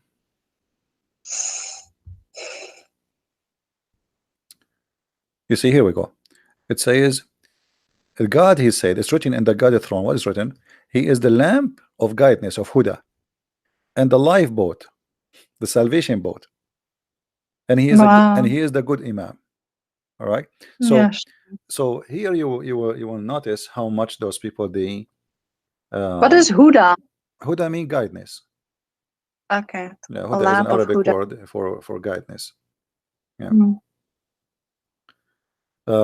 And he is the most proud. He is the emission for Allah. Yemenite? He was a Yemenite? No, no, not Yemenite. Not. Well, here. No, Lifeboat, a gift of no. Imam. This is Google translation. You know, Google Oh. translation. Yeah, yeah. Here it says like he is Yaminullah. Yamin, it's the mean, not Yemen, Yemenite. It is like he is in the right hand of Allah. Um, So in the right side of the hand of Allah, in the throne of Allah, it's written in those information. All right. And not only mhm. that, it says that he is made. Allah, he put in his backbone a sperm which is very good, and it's blessed, and it is Blessed. Yeah. yeah. So he put in his, you see here, sperm is blessed in his backbone. All right. And So then he what is said, that whole crucifixion? In no, his crucifixion. crucifixion? This is, yeah, this is translation for the word sulbahu. It's Google translation, you know, sulbahu, which means from his lineage. This is why we cannot use Okay. Google translation really as a source of especially in Arabic. Okay. So yeah, and then he says, if you pray in the name of Al Hussein, your prayer will never be rejected by Allah.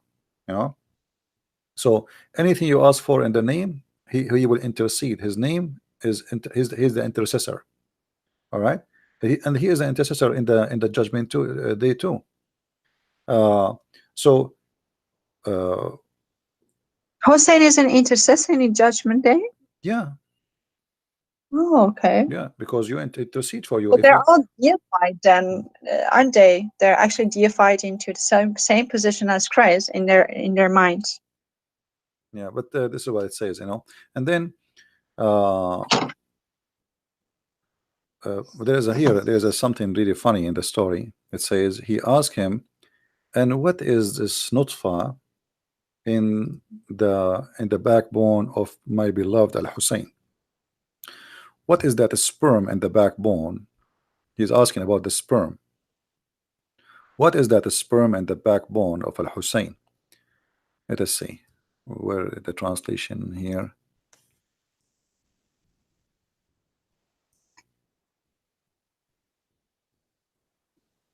Okay, hold on.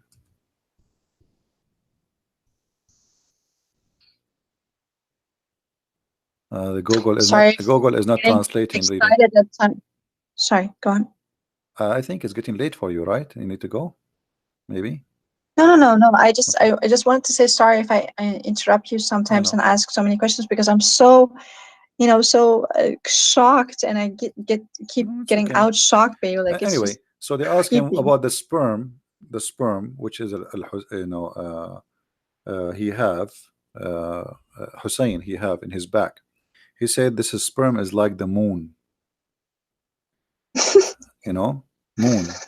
Okay. Uh, so this is sperm like the moon, and anyone who follow his sperm, which means his seeds, he will be a martyr, and he will be sorry, he will be doing the right thing, and he will be very wise in the eyes of Allah. Yeah. So here you will see that the Shia, they really worship Muhammad family more than Muhammad himself. Muhammad, as I said, is just a cover. Is like a ticket to get in. You know? So Muhammad himself, he is Hmm. saying that Al Hassan is greater than me. What do you want more? So all these sheikhs are born from these family people, right? Like Muhammadin, Allah Muhammad. Well, none of them actually born from Muhammad. Muhammad have nothing to do with any of them. Those are born from Fatima, the daughter of Khadija, and from Ali. Yeah. You know? Yeah. So Dochter from Khadija and Ali. sorry. So Khadija was you said the doctor from Khadija and Ali. Yeah, because Ali he married the daughter of Khadija, right? So Yeah, the daughter of Khadija married from Ali, was not the daughter of Muhammad. and then they She was have just the daughter of there's Khadija. nothing to do with Muhammad, because Muhammad don't have kids from Khadija, and Ali is not from Muhammad. He is just a cousin. Oh, Yeah. So what the so there Shia, is no bloodline. All of it is a lie. yeah. So what the Shia did simply, they created a lot of stories in order to worship Ali and his family. You know, and they claim that Muhammad said those things. So anyone who will dare, okay, Muhammad, he is the prophet of Allah, he said those things, that Ali, Hussein is greater than me. So if he says that, must be true. This is why you see the Shia, they go and they do Hajj to Karbala, asking for forgiveness from Allah. Nobody want to go to the Kaaba no more, you know, and they pray on them, right? uh, and when Muhammad he says Al Hussein, he is the lamp of guidance, and he is the boat of salvation. I mean, what is left? You know, Wow. he is the boat. So It's a way to, you do yeah. not need Muhammad, you do not need Islam, you do not need anyone. All what you need is Al Hussein. Yes. Wow. Yeah, and even Allah, He wrote the throne in the right side of His throne, that Al Hussein is the guidance, the lamp for all mankind, and he is the rescue ship. I mean, what is left? What is left for Muhammad? First, What is even left for Allah wow. Himself? Because it's not Allah who will save you; it is Hussein, Hmm. right? Well, I didn't know it was this bad. I thought they would deify him to the extent, but you're just saying that this they actually see as Hussein as some kind of a god. Because this whole Ashura what we have in Iran, they slap themselves, they paint themselves for him, and even his name brings tears to the most fanatic people. And he's seen as some kind of a person who gave up his own son. And look at the comparisons to Christ. He gave up his own son in a war. Uh, and he was totally innocent, and he did that because he's only in love. And so people now praise him as the Masum. He was killed as Masum. Yeah, And Masum, each which year mean he is a people, perfect. He's a perfect. He don't commit sin. He is a yeah. perfect person, which means he's God. Because the only Mm, one who don't commit sin is gods. So they made them gods. This is why they call themselves the Ithnay Ashariya, the 12 Imams, because they believe that the yeah. 12 Imams are perfect, who never commit sin, not even once. Yeah. You know, so the family of Muhammad and their descendant enter the 12. They are perfect. They are not a human. They are gods on earth. And the fiction story starts from Al Hussein, and then Al Hassan, and then the children's after that. It's an inheritance business, you know. Is there something? Is there something historical that you could point me to that hasn't actually or Hussein actually existed in history? Well, we cannot really. I mean, there's nothing in history, even about Muhammad. We cannot find something to make him exist. You know, there's nothing. There's no source about Muhammad. Where is when, even when the Muslims occupy Jerusalem, if we read the siege of Jerusalem and when the Muslims occupy it, even after that, even the Christian, they never mention a name of a person. His name is Muhammad, which is very strange. Yeah, it's very strange. You know, there's no mention of him. So we don't know who was Muhammad. Muhammad, I believe, is just a name was given later, or mm, or Muhammad he gave himself such a name, but this is not his name. It's a title. That's why nobody use it. And this is what I said. Yeah. Yeah. So his real name. What does his real name According to mean Muslim according to books, you? Like according to Qasim. Muslim books, not according to me, his real name was Qasim. Yeah. You know, but some Muslims they deny that. They say this is you know, not true, because yes, his grandfather he called him Qasim, but then his mother she Qasim. asked the grandfather to call him Muhammad. But it doesn't make sense because the word Muhammad mean the praised one. So how Muhammad is a prophet, but yet he is a praised one? Praised one is God, right? No. Yeah, and even actually, even Allah supposedly, every all day long he look at his right side, for the name of Al Hussein is written next to him. He cannot keep his eyes away from Al Hussein, and Al Hussein, he will be in the right side of Allah in the throne, and each time a follower, which means Shia, he cry for him, Al Hussein will look at him, and he will ask, he will because he is close to Allah, so he will be forgiven. Uh, Mm. uh, even some story says that he will be speaking from above the throne. Hussein himself is sitting in the throne of Allah.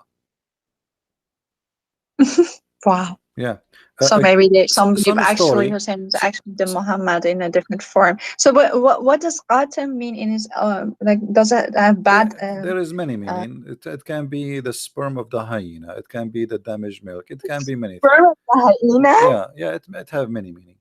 Uh, uh, there is a hadith. It says that Allah he gave him even the throne, which means Allah don't have a throne no more.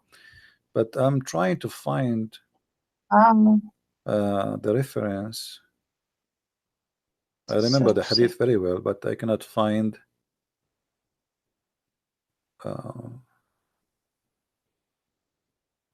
Let us see.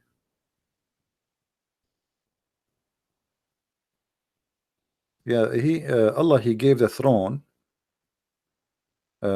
He gave the throne to Al Hussein. Imagine, even the throne became the throne of Al Hussein. As simple as that.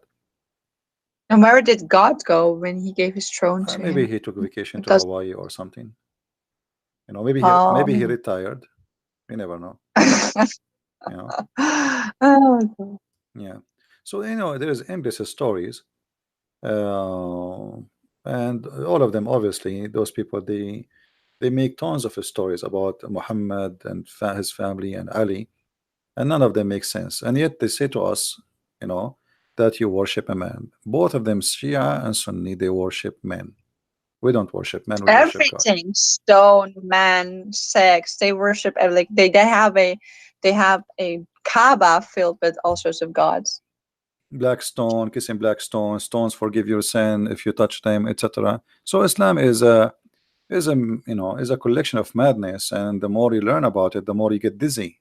You don't get knowledgeable, you get dizzy, because what is that? You know. And the more you read about it, you find yourself like you know nothing yet, because it's stupid, it's endless, and they fabricate Yeah. tons of stories, and you do not know where is the real source, where is the truth, you know. uh, uh, But it also gives a lot of platform to new Muhammads, because now in Iran, what you have, because most Iranians, like a lot, not most, a lot of Iranians don't, accept this sort of stuff, and they go into these so like intellectualized pseudo prophets who come in the name of Muhammad, but because it's such a vague term, Muhammad, like the praise was Hamd, so they can claim all sorts of stuff and even sound, of course, naturally better than Muhammad because they at least have some brains.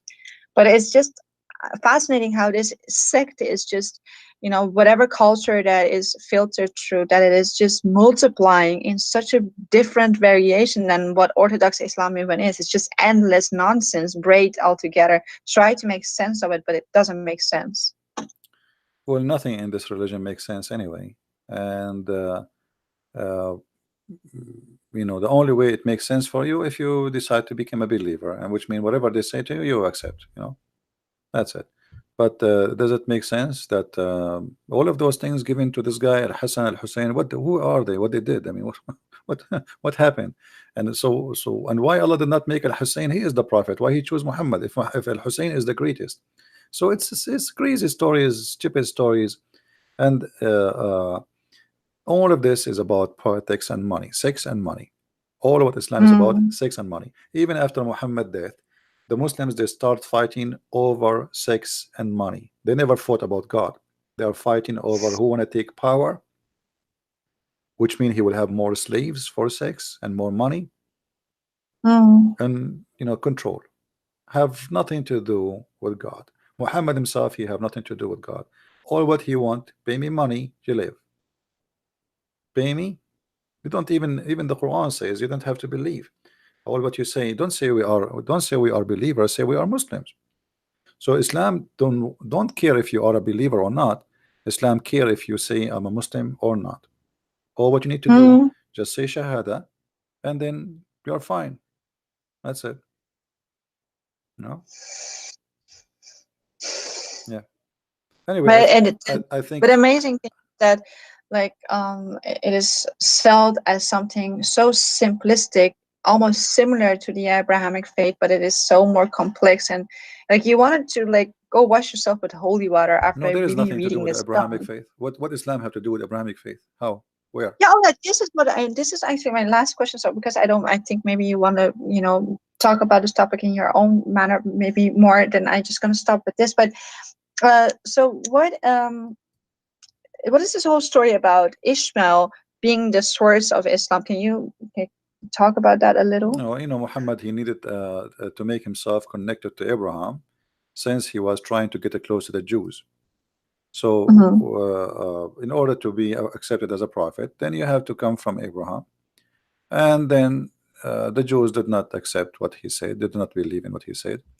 Otherwise, you know, okay, I want to ask the Muslims, who want to show me where in the Quran it says that Muhammad is from Ishmael? Any Muslim want to show me where it says in the Quran that Muhammad is from Ishmael? And here you notice right away how the Muslims they are in trouble, because this is the most important book. You see, the God of Islam mentioned that this guy is the son of this guy, the guy is son of guy. How come Muhammad did not say in his Quran that he is the son of Abraham too? If you go in the Quran, we will find the following: that Allah confirmed that the prophethood is from Isaac and Jacob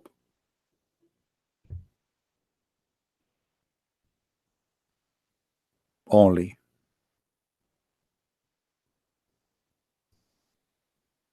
When Allah supposedly mentioned where the prophethood will come, it says, and we bestowed on him Isaac and Jacob, and we established the prophethood and the scriptures among his seed. So who is the seeds he's talking about? Jacob. So they believe the same thing then. That as Christians believe that it came from But you Isaac, see, not from Ishmael. this is what Islam, this is the deception of Islam, is to try to make you believe that we have the same thing.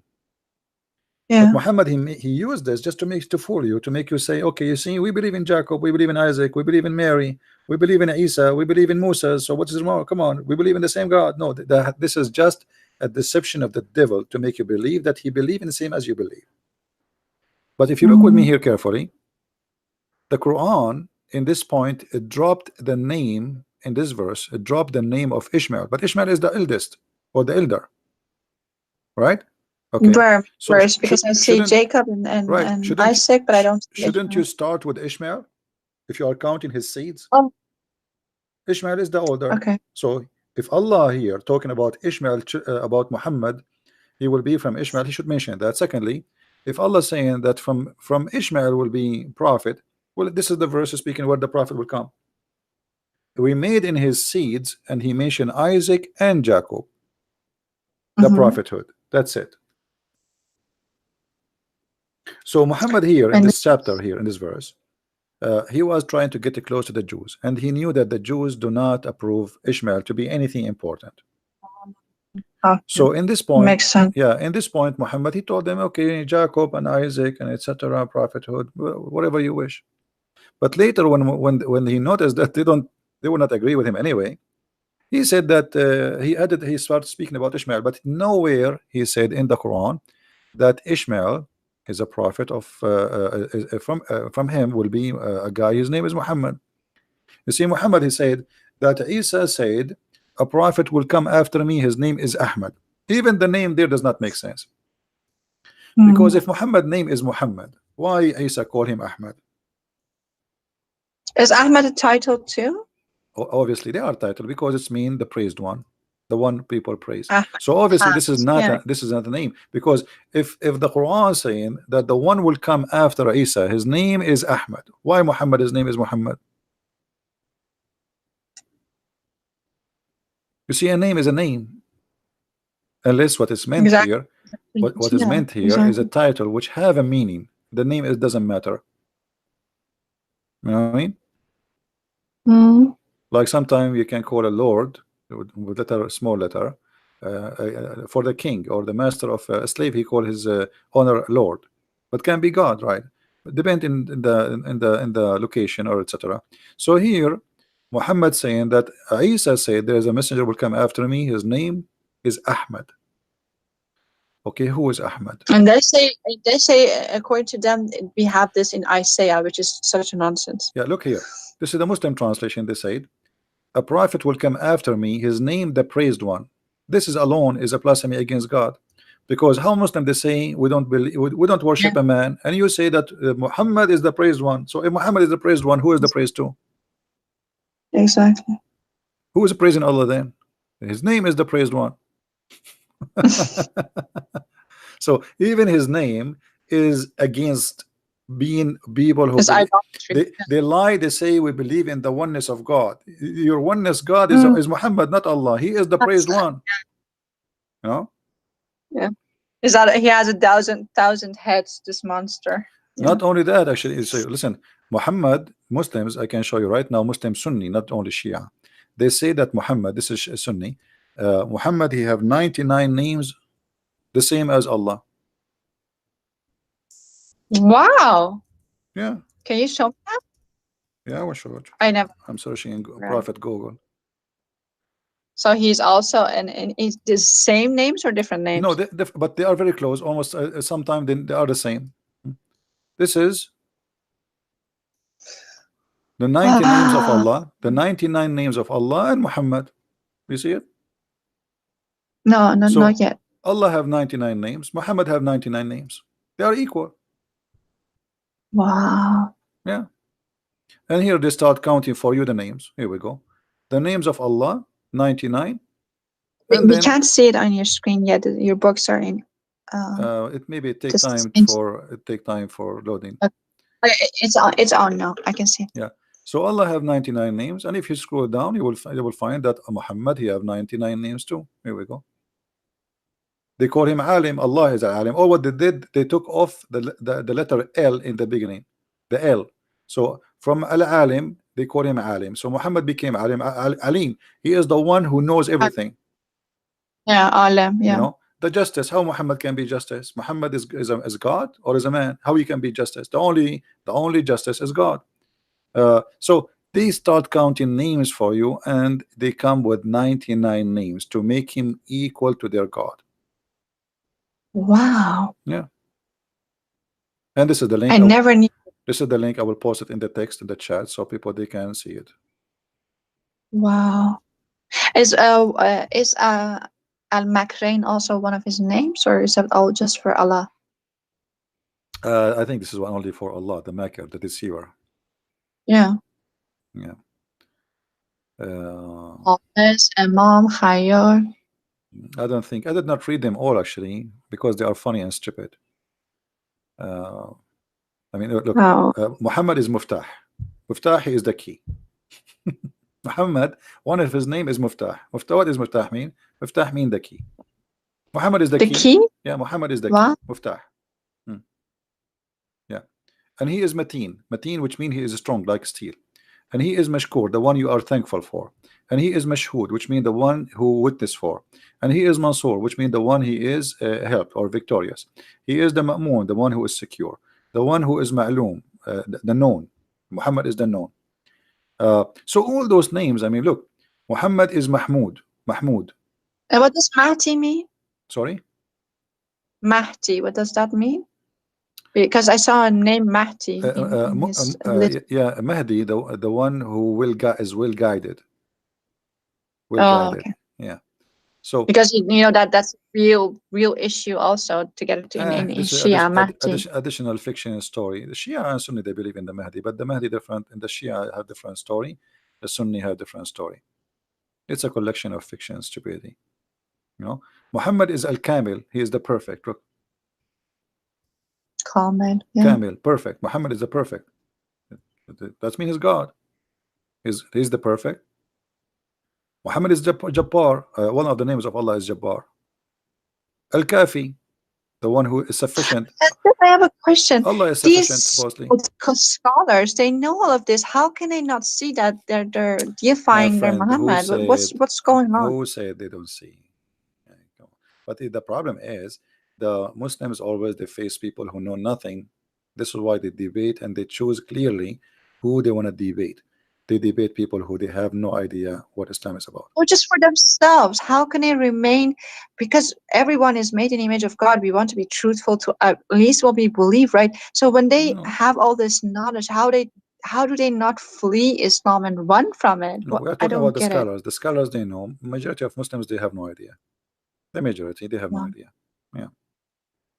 But the scholars, they are doing business anyway. They are getting the benefit. Big belly, big stomach, 4 wives, big salary. So the mission accomplished. The mission is accomplished. Perfect mission. You know. Yeah. So as you see, and actually there's a hadith where it says that Allah he sent Jibreel, and he said to him, if not you, Muhammad, nothing was created. Wow. Let us read together. Here we go. This is the hadith. Hadith lawlaka, and this is sunnah.org. So a Muslim cannot say this is, you know, false. It says that somebody asking, is it true that this hadith says that lawlaka ma khalaqta al-aflak, which mean if not you, no reason for me to nothing to be created if not you? The answer, indeed, the Prophet of Allah, Allah pray on him and salute him, is the reason for a creation of Adam alayhi salam, which means peace on him, and the universe. If the Prophet of Allah, Allah pray on him and salute him, was not existence, then the throne of Allah, the arsh, the chair, the kursi, the lawh, which means the tablet, and the qalam, which means the pen, the skies, the earth, the heaven, the hell, the trees, the stones, and all the creatures will not be exist. Do you see it? Wow. Yeah. Muhammad is God. Actually, based on this story, Allah himself is exist for the sake of Muhammad. I mean, what is the benefit of Allah? Just to create all those things for Muhammad, to make Muhammad happy. Allah is Allah himself is a servant for Muhammad to create things for him to make him happy. Genie in a bottle. That's so you see here, and they are giving you reference more and more. Like the Prophet of Allah, he said that Allah, he said to him, when Adam made a mistake, he asked, oh Allah, I ask for your sake, for the sake of Muhammad, to forgive me. Allah, he looked at Adam and he says, what? How you recognize Muhammad when I have not yet created him? Adam said, oh Allah, when you have created me and blew into my spirit, I lifted my head and I saw it's written on the throne, Arsh, La ilaha illallah Muhammad Dadulullah. So he saw the name of Muhammad. Okay, so I got to know. So I got to know that you would only join your name with whom or with him who is most beloved to you. See how smart Adam? So now he's asking Allah, please forgive me for the sake of Muhammad. And Allah like, what? How you know? How you know Muhammad, you idiot? Who told you about Muhammad? I did not even create him yet. So he said, no, hold on. When I put my head up, I saw his name in your throne, and I said to myself, must be a very great person for you, and you love him very much. That's why you put your name there. So, and then Allah answers, said, Allah said, "O Adam, you have spoken the truth. Indeed, Muhammad is more beloved to me from anything, and when you ask me for his sake, I burden you." That's it. All right. Yeah. And the same story. Look, here it says Allah revealed to the Prophet Isa. This is Isa, supposed Jesus. It says, "O Isa, have faith on Muhammad." So Jesus have to have faith in Muhammad. He have to. Allah. What do you mean? Just Isa? What it says? Oh, Adam. Isa. No. This is about Isa now. Allah, he told Isa, you have to have faith on Muhammad. You have to believe in Muhammad. Okay. Okay. And then and he says, and order your ummah, which means your followers, to do the same. Yeah. If Muhammad was not to exist, I would not have created Adam, nor I would have made the heaven and or hell. You see, so Allah said to Isa, I created everything for the sake of Muhammad. So tell your people to follow Muhammad, okay? Wow. Yeah. Anyway, I think we have. Actually, there was an Iranian judge who told me once, and this was his logic too. I said, why are we women so suppressed in Iran? We have, half the rights. Women can only marry one husband, who even if he abuses her, she's not allowed to leave. But men have, all these questions. He said, well, Allah, he actually will answer you by saying, like, what is that of your concern? I just love men more. This is a judge in Iran. This is a highly educated person who would say such a thing to you. Yeah. But it's all driven from this madness. All right. Well, I think we have enough for today. It's getting late for you, as I think in your time, you're right. And your dog maybe it was mind-blowing. Thank you so much for inviting me. Thank you so much for giving me a platform to ask all these questions, because these are the questions that I hear many of my Iranian followers ask, and I never knew, and they don't know, because never ever could they ask people about these stuff. They would be, it's not even allowed just in Islam to ask stuff like this. So thank you a lot. I don't know if you want to say something in That's all. Well, thank you very much for being here, and you can invite your friends if they want to call us, and I will be happy to answer them too. Sure. All right. And also about this video, can you let it on so I can actually download it? Download it. Yeah, I will leave it for the coming few hours. You can download it, please. Okay. All right. Thank you so much. You're welcome. God bless you. Take care. Take care. God bless. And take care. Thank you. Okay. Bye-bye. Bye-bye. All right. As you see, this is Islam, and we have no sugarcoating. And by the way, Iranian are the biggest converted church in USA. I never saw a convert from the Islamic cult in the size as Iranian. We have Abdul. Yes, Abdul. Assalamu alaikum, brother. Wa alaikum assalam. Brother, please give me 1 second. I'll get my laptop here. Please, 1 second. So what you call me if your laptop is not ready? Call me when your laptop is ready. Okay, give me 1 second. 1 second for a Muslim is 1 century. 1 second.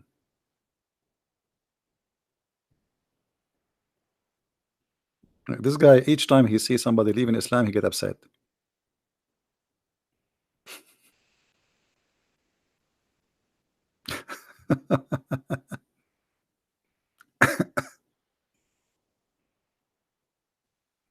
Yeah.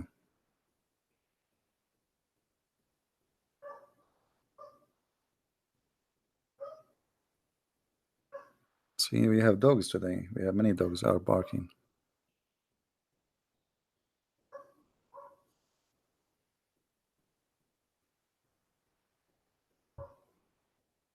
Well, the Muslims in the beginning, they try to deny and to fight, but they cannot do that after all, because they will see that we are not everything we say is we put it in the screen.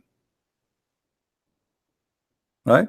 Nothing, no fabrication, no addition, no fiction. We are just putting what is there in their books, what they can say. And remember, yet they will say he's lying. We are showing them in the screen. Everything we say, it's in the screen. And then they will say, liar. You are a liar.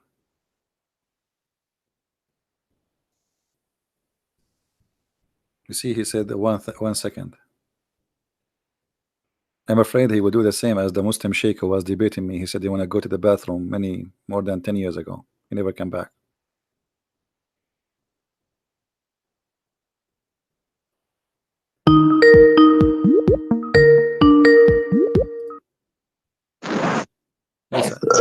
Yes, Abdul. Brother. Drink Oh, brother, camel, are you there? drink camel urine for your benefit, your health. I'm worried about you. You're coughing too much. No, you guys talked so long. Yeah, I was watching TV and said I was eating some pizzas, but and then I eating what? saw that she. You are eating I what? tried to quick as possible because I want to bring something up. Just like 5 minutes, man. If you give me just a few seconds, brother. Go ahead. Okay, so she was talking like, "Oh, Islam is so oppressive towards women." That's not true. Islam gave so much rights. The first woman, who opened the university, the first university in the world, was created by Muslim women in Morocco. Really? Oof. Yes. First Me, university. a Muslim world, the whole Muslim world, the first university. And what you teach in the Muslim university? Say again? And what do you teach in a Muslim university? How to kill Christians and Jews? Well, you know why? Because Muhammad, peace be blessed be upon him, he said, find knowledge from the grave to the creator. Okay, hold on. So, isn't it your prophet said that the one who lead them is if a woman she lead a nation, this nation is going to face a failure? Are women yes allowed or no? to? Yes or no? Well, it's the statistics say otherwise, though. The statistics actually support this. I'm asking you. Did your prophet says that people who allow a woman to lead them, they will be destroyed? Yes, but are you against this? Okay, well, hold on. You just said to me that a woman, the first university in the world, which is a big garbage, was created by a Muslim woman. But your prophet says women are stupid, and anyone who listen to them, he's stupid. And if people agree with them, they are stupid. So you are saying to me that you Muslims are a bunch of stupid because you don't agree with your prophet who said women are stupid. So what do you say? Here we go. The hadith in front of you, and this is Sahih al-Bukhari. 1 sec, I'll open YouTube.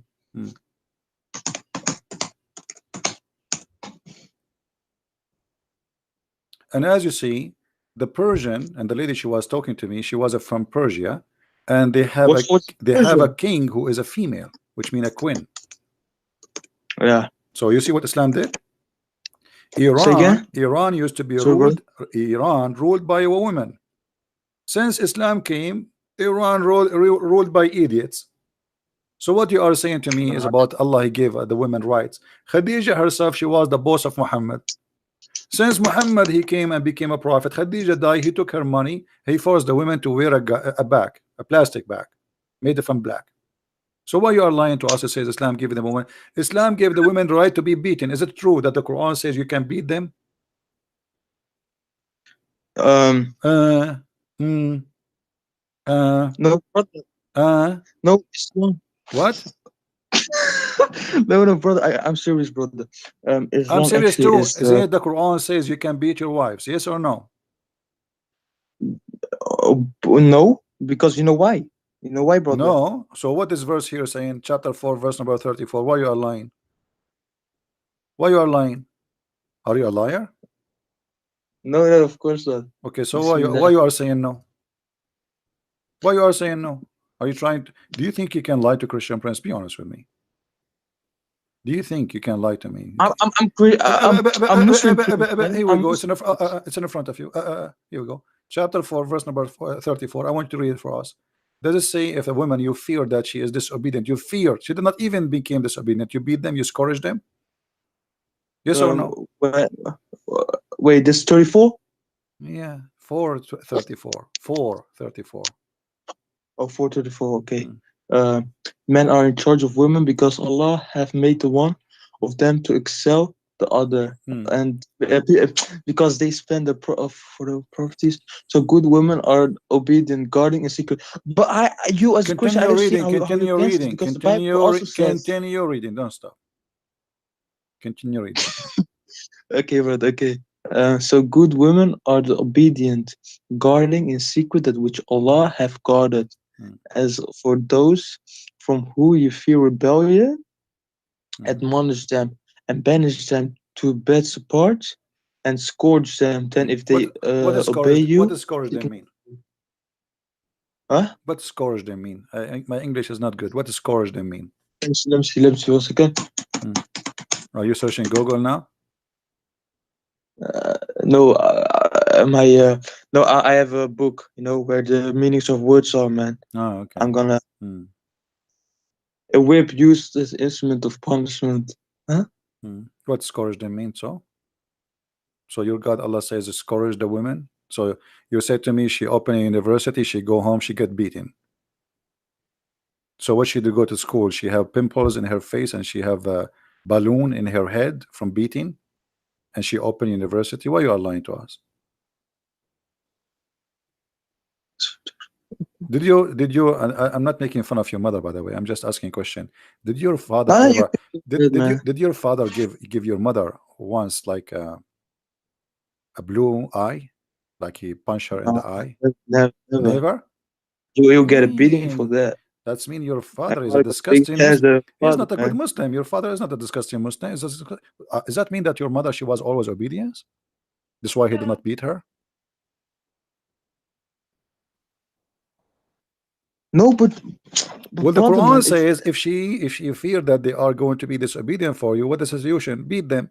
Obviously, your mother always she obey your father, his God, so she obey him, and this is why he did not beat her, because you said he never gave her a blue eye.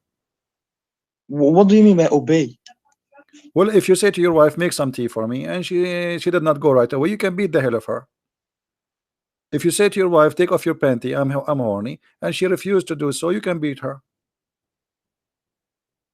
Any reason, it's up to you. So, so good. What's on? It says obey. So anything you have to do with obedience, anything you say to her, she don't do, you beat her. But what does the hadith on this verse say? It says otherwise, though. What otherwise? Where it says no, here we go. The hadith says you beat them until you make your. The hadith says you beat them until you make their skin greener. And here we go. This is the story. The story. No. Okay, hold on. I will make you read it. Here we go. Read with me. This is Aisha speaking. I'm listening. Go ahead. I'm not going to talk. I will let you read. Read all the sentence. And I'm listening. Go ahead. Bro, you have a beautiful voice, man. What if you? I have no. What? I have what? You have a good voice. You have a beautiful voice, man. My friend, I'm asking you about women beating. Are you flirting with me now? What my beautiful voice have to do? No. I mean, Muslim women, they flirt with me. Even Muslim men, they want to flirt with me live on air. What do you have to do with my beautiful voice? So what this have to do with my topic? Why you are saying to me you have a beautiful voice, man? Okay, I'll read, man. I'll read. Okay, Rifa'a divorced his wife, whereupon Abdurrahman bin Az-Zubair al-Qurazi married her. Aisha said that the lady came wearing green veil to her. Aisha of her husband and showed her green spot on her skin caused by beating. It was a habit of ladies to support each other. So when Allah's messenger came, Aisha said, I have not seen any woman suffering as much as a believing woman.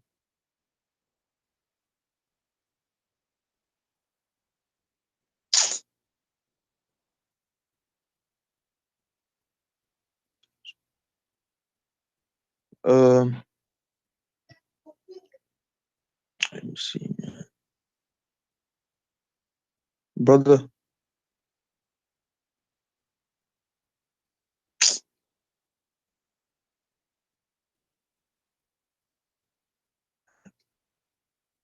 If I divorce his wife, upon Abdurrahman.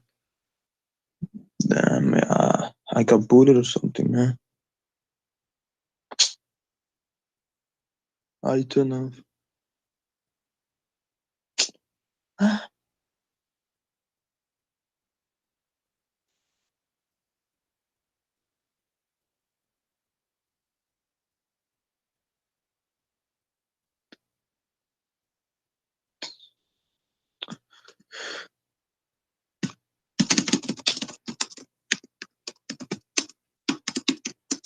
All right, I hear you.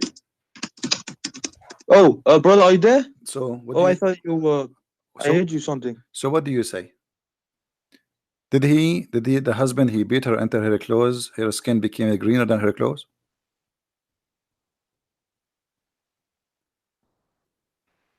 Yeah, Are you there?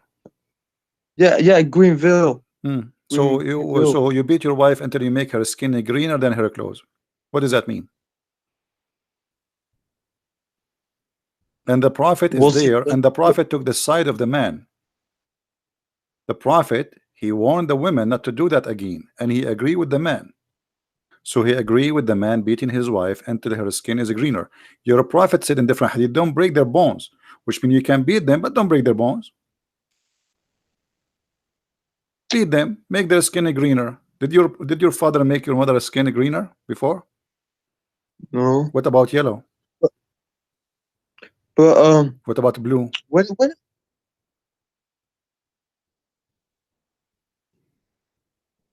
Hmm? brother, What?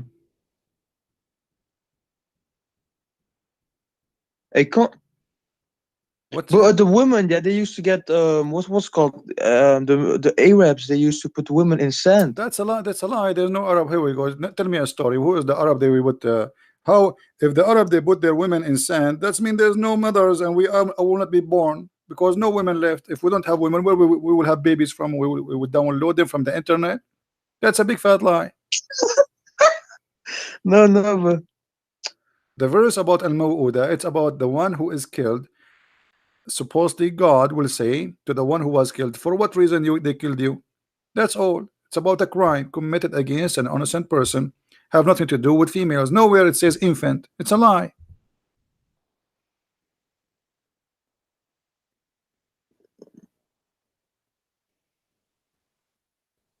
but in First Timothy 2:11 says a woman should learn in quietness and feel submission. I do not permit a woman to teach or have authority over men.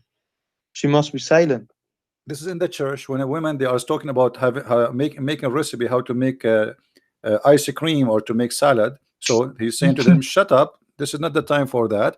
Either you are a polite and you behave, you are in the house of God, because usually the one who speak about things not in the right time, this is the women. So he's speaking to the women, and the teacher is always the man in the synagogue. This is a Jewish synagogue where always all of them they are Jews, Orthodox Jews.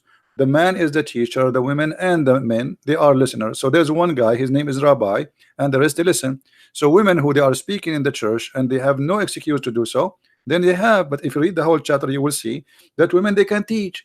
And women, not only that, we have a book, it's called the Book of Judges, where you see that women they are judges. You can see in the Bible that women they are prophets too. So the Bible says women are prophet, women are judges, and we have women like Mary.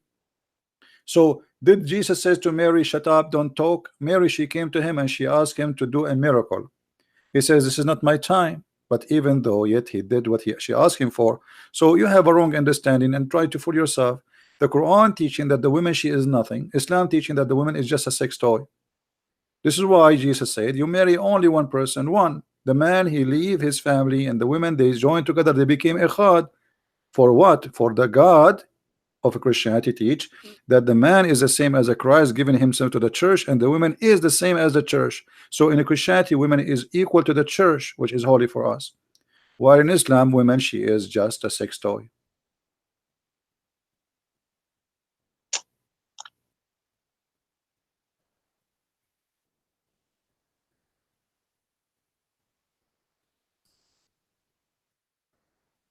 Hello? Did you decide to leave Islam or not yet? Could you scroll down on the screen? Oh, okay. A bit. All right. There we go. And even here, the story, by the way, your prophet, he forced the woman to be raped by the man, because the man, he trying to rape her, even though he is her husband. But you cannot force women into sex. No, in Islam you can. And the prophet said to her clearly, you have to taste his juice. Is that true that your prophet says to this woman that she have to taste his juice, and she have to taste he have to taste her juice? Let me read, man. Hmm. I don't know.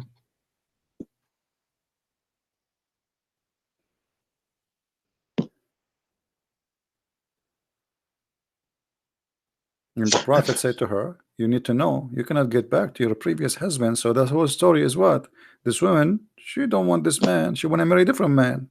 So Muslims are forcing a woman to have sex with the man she don't want him, and Muhammad take the side of the man who want to rape her. Read carefully. Muhammad said, not me. Then you know that it is unlawful for you to remarry Rifa. Rifa is a previous husband. Muhammad, he come with the rule that if your father divorced your mother 3 times, she cannot go back to him unless she sleep with different guys. Is that correct? No, that's unlawful for you.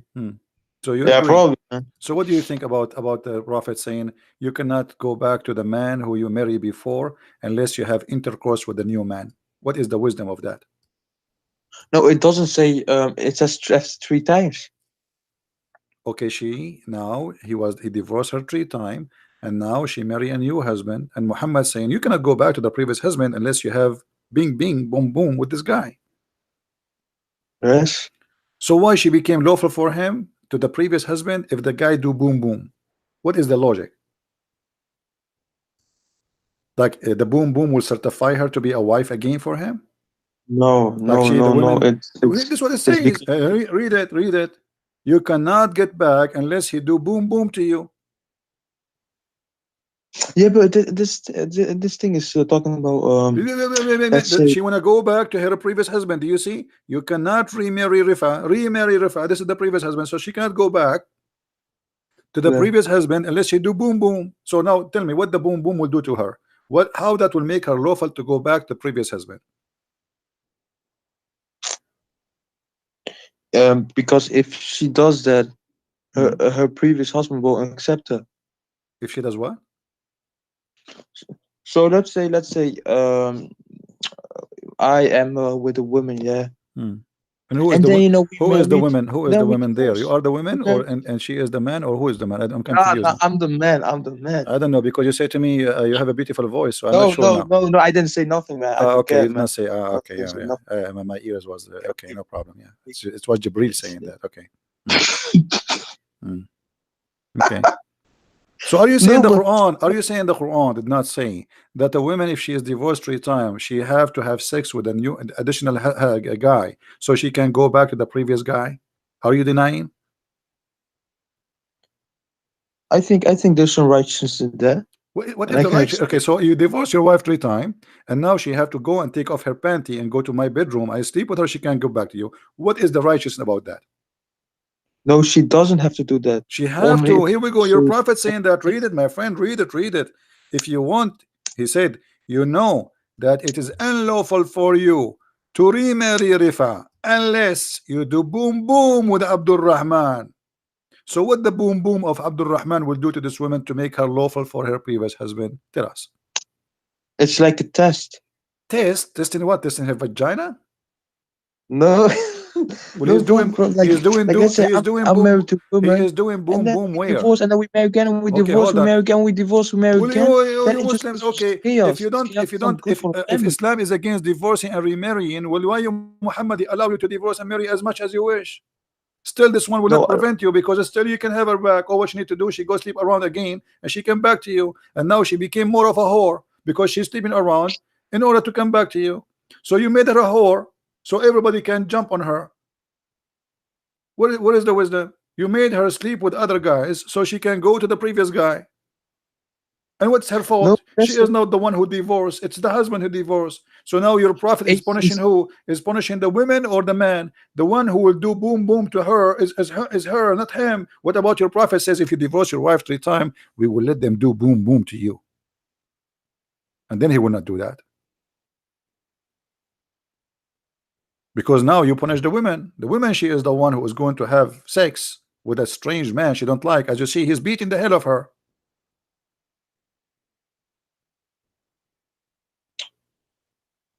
Yeah. What? But it's like if they marry and divorce 3 times, it's just chaotic, man. It's not good for the family. And then it's the best to divorce. Is it good for a family to allow a man to marry many women and divorce him 3 times? Why your prophet allow you to divorce him three times? Why he allow it? And now the man who divorced 3 times, she marry new husband, she go back to him, he divorced her again and again and again. So go, she sleep with other man, she come back to him, he divorced this. So your religion did not stop divorce. Your religion increasing the divorce, encouraging divorce. No, but it's like a test for the man. Test for what? The man, he have nothing. He's doing nothing. He just get a woman in his bed. Okay, divorce. You go sleep around and come back to me after 2 months. What test? Well, if the man, let me ask you, why your prophet said that she have to taste his juice? What kind of a prophet he said to a woman, you have to taste his juice? What is juice? That shit ain't oral, man. That shit ain't oral. It's just like meaning intercourse. So in Islam, when you do intercourse, you taste the juice. What do you mean by that, man? No, it's not like in the don't mouth. Tell me. Don't ask me. Ask your prophet. I'm asking you. Here we go. Your prophet. He says you have to taste his juice. He's a sweet juice, and you have to taste his sweet juice. What juice we're talking about? They know.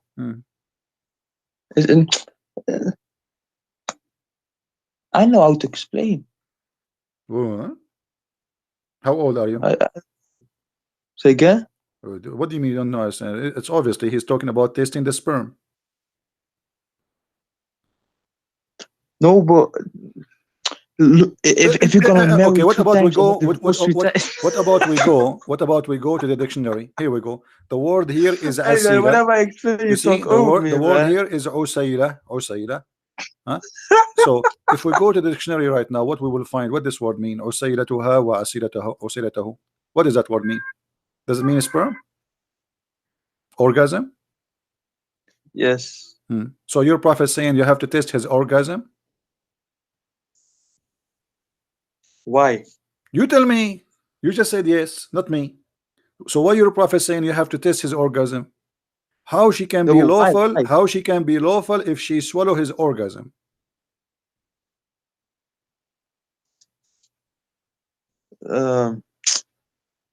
No, but that's the point, isn't it? If you divorce 3 times, this is the point.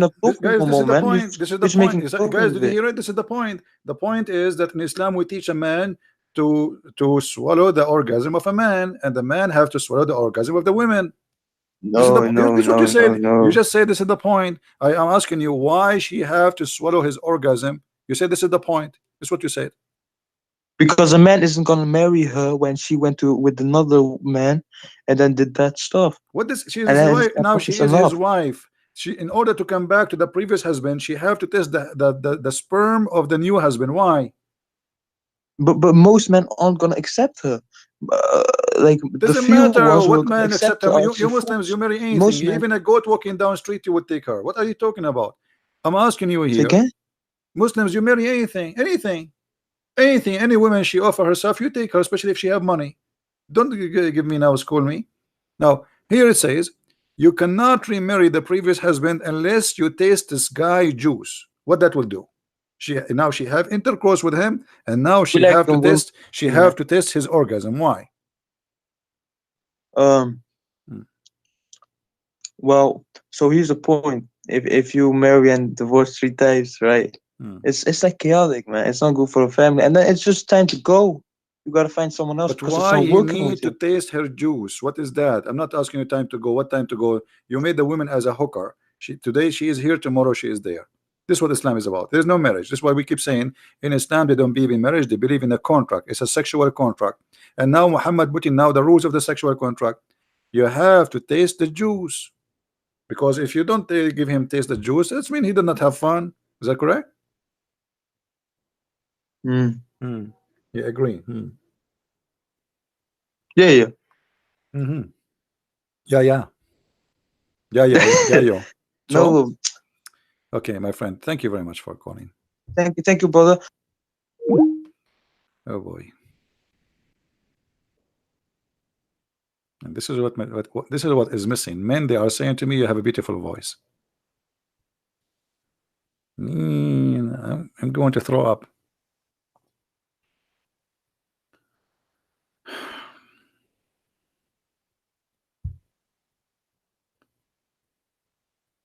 What a cult. What a cult. Anyway, guys, I don't know. How many of you here is first time?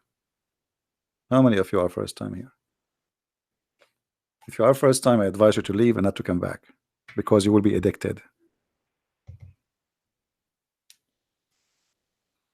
I'm warning you.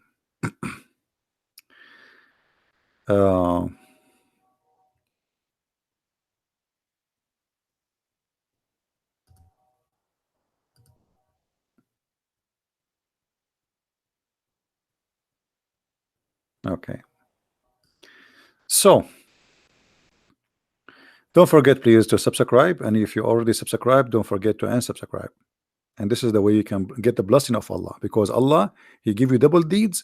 If you make like one good deed can erase two bad deeds. So do this: make a bad deed by subscribing, and then unsubscribe. Then Allah will put in your credit two deeds. So imagine if I can do that in the bank. I put $1, then I withdraw, and then the bank, they will put $2 instead of the dollars I take off, and then I put it again, and I take it again. By the end of the month, I will have a lot of money in the bank. Very smart religion. All right.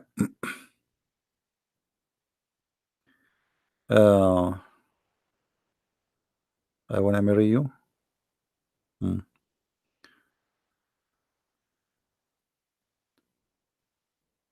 So don't forget to subscribe, and the video will not stay long for in our channel.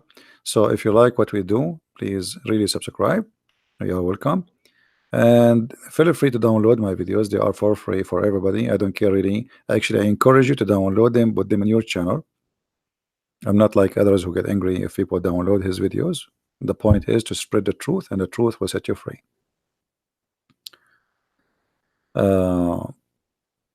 And let us be serious in the chat, please. Show respect.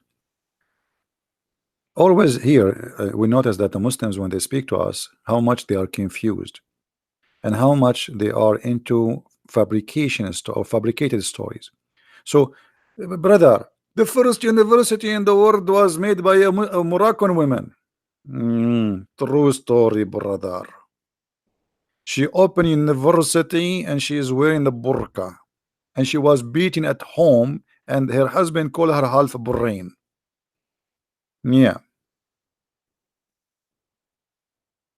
There's a lot of things you see in the media trying to fool you.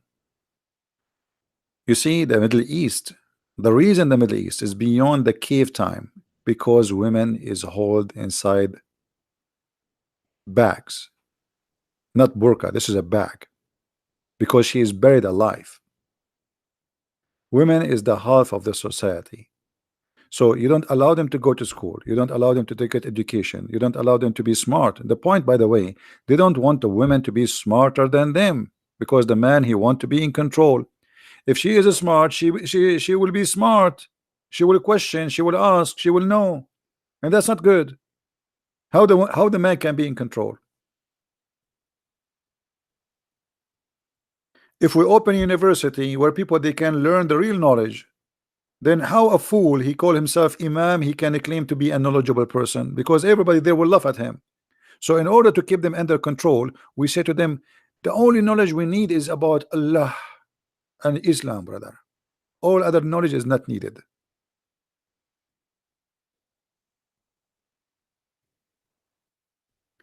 They curse the kuffar. The kuffar are useless. There's no need for them. And then they buy your TV, they buy your phone, they buy your internet. But everything they have in their life to make them happy is made by the kuffar. Nothing make a Muslim happy in his life is made by Muslims. This is the truth, including chocolate. Even candies is not made by them.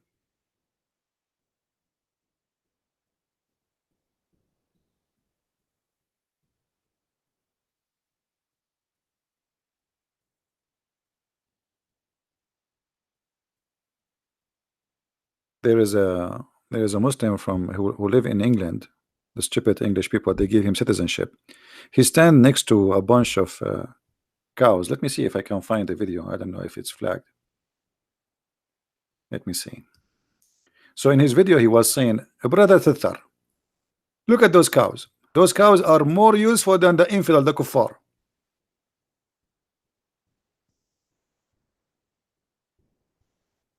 Let us see.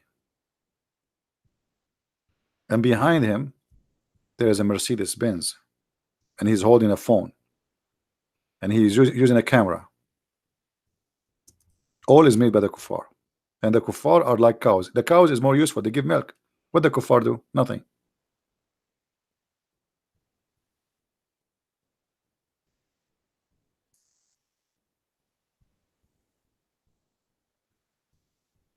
I will try to find the video.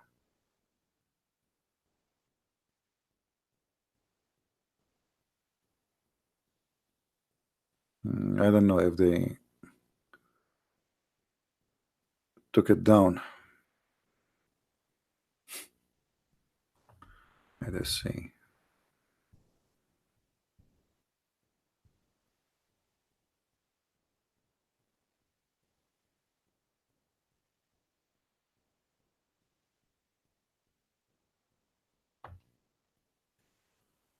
Yeah, I cannot find it. Maybe they took it down. But anyway, this is their idea that they are the best of mankind, and their prophets say to them that Muslims are the best of mankind. This is why they have authority to enslave you. Islam is totally different from what you hear from politically correct media forms. Absolutely, they teach you nothing but false news. That is the truth about Islam. This is their books, and this is their prophet, and this is their Quran. The best of mankind is those Muslims, chapter 3, verse number 110. Okay, what is the best about them? Is the one who bring who? Mankind, with the chains around their necks till they embrace Islam. You will never see that in your CNN TV. You will see that a program says ISIS is not Islam. You will see someone like James White who claimed that he is a person, a Christian who defend Christianity, but the fact is not. He says ISIS is not Islam, and whoever says ISIS defends Islam is lying.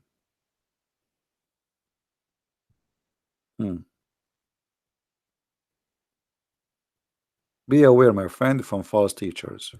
Our Lord the Messiah said, be aware of false prophet and false teachers who come to you in a clothes of a sheep, but in fact they are wolves.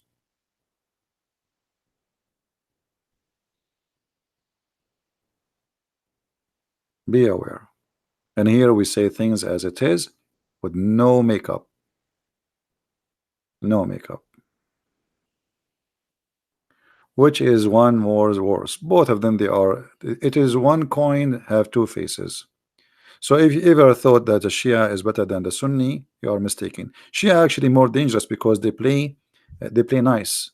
They are very good actors until they are the upper hand, and then you will see what they will do to you.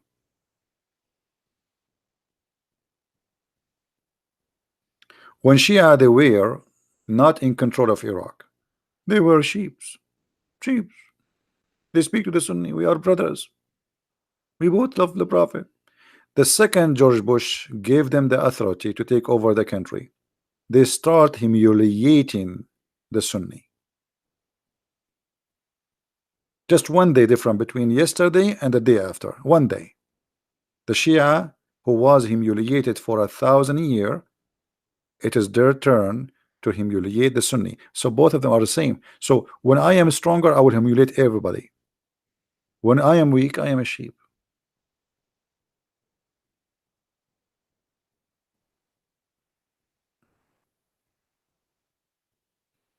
Dawa man cow. Okay, let's see. Look like somebody he found it. Thank you for searching.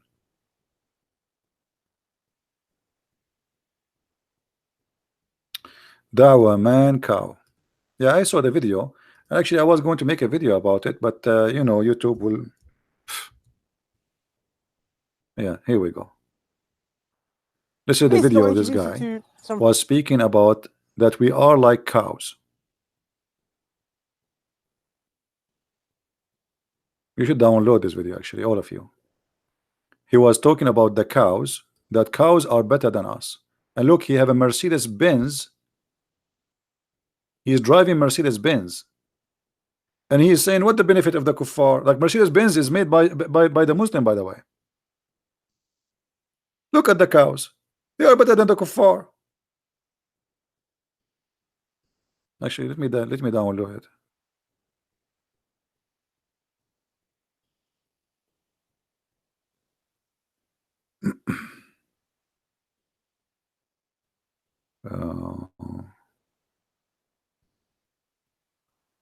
I will download. You should, every one of you actually download it and share it around. This is the truth about Islam. This is the link. All of you download and share it around. And underneath, put disclaimer and make it clear that this is what the Muslim says about us.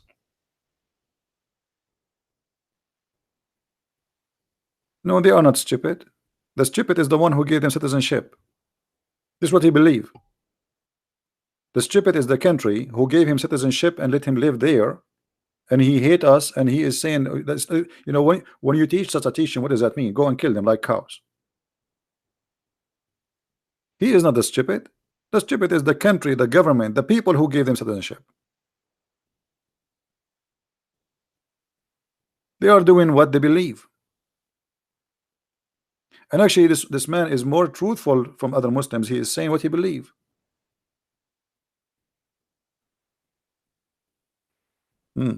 No, we don't teach violence here, my friend. Don't say that word in my chat.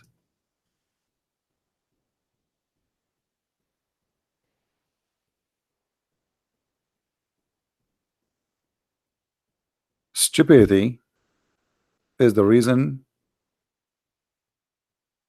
of the problems. Anyway, guys, we will leave this video for a few hours, so please download the video, share it with your friends, and I'm talking about my video, not this guy video now. Share it with your friends, post it in your YouTube channel, and I hope mostly tomorrow I'm not going to go live on air, but if I can, I will, but maybe not. Give you a break of me. All right.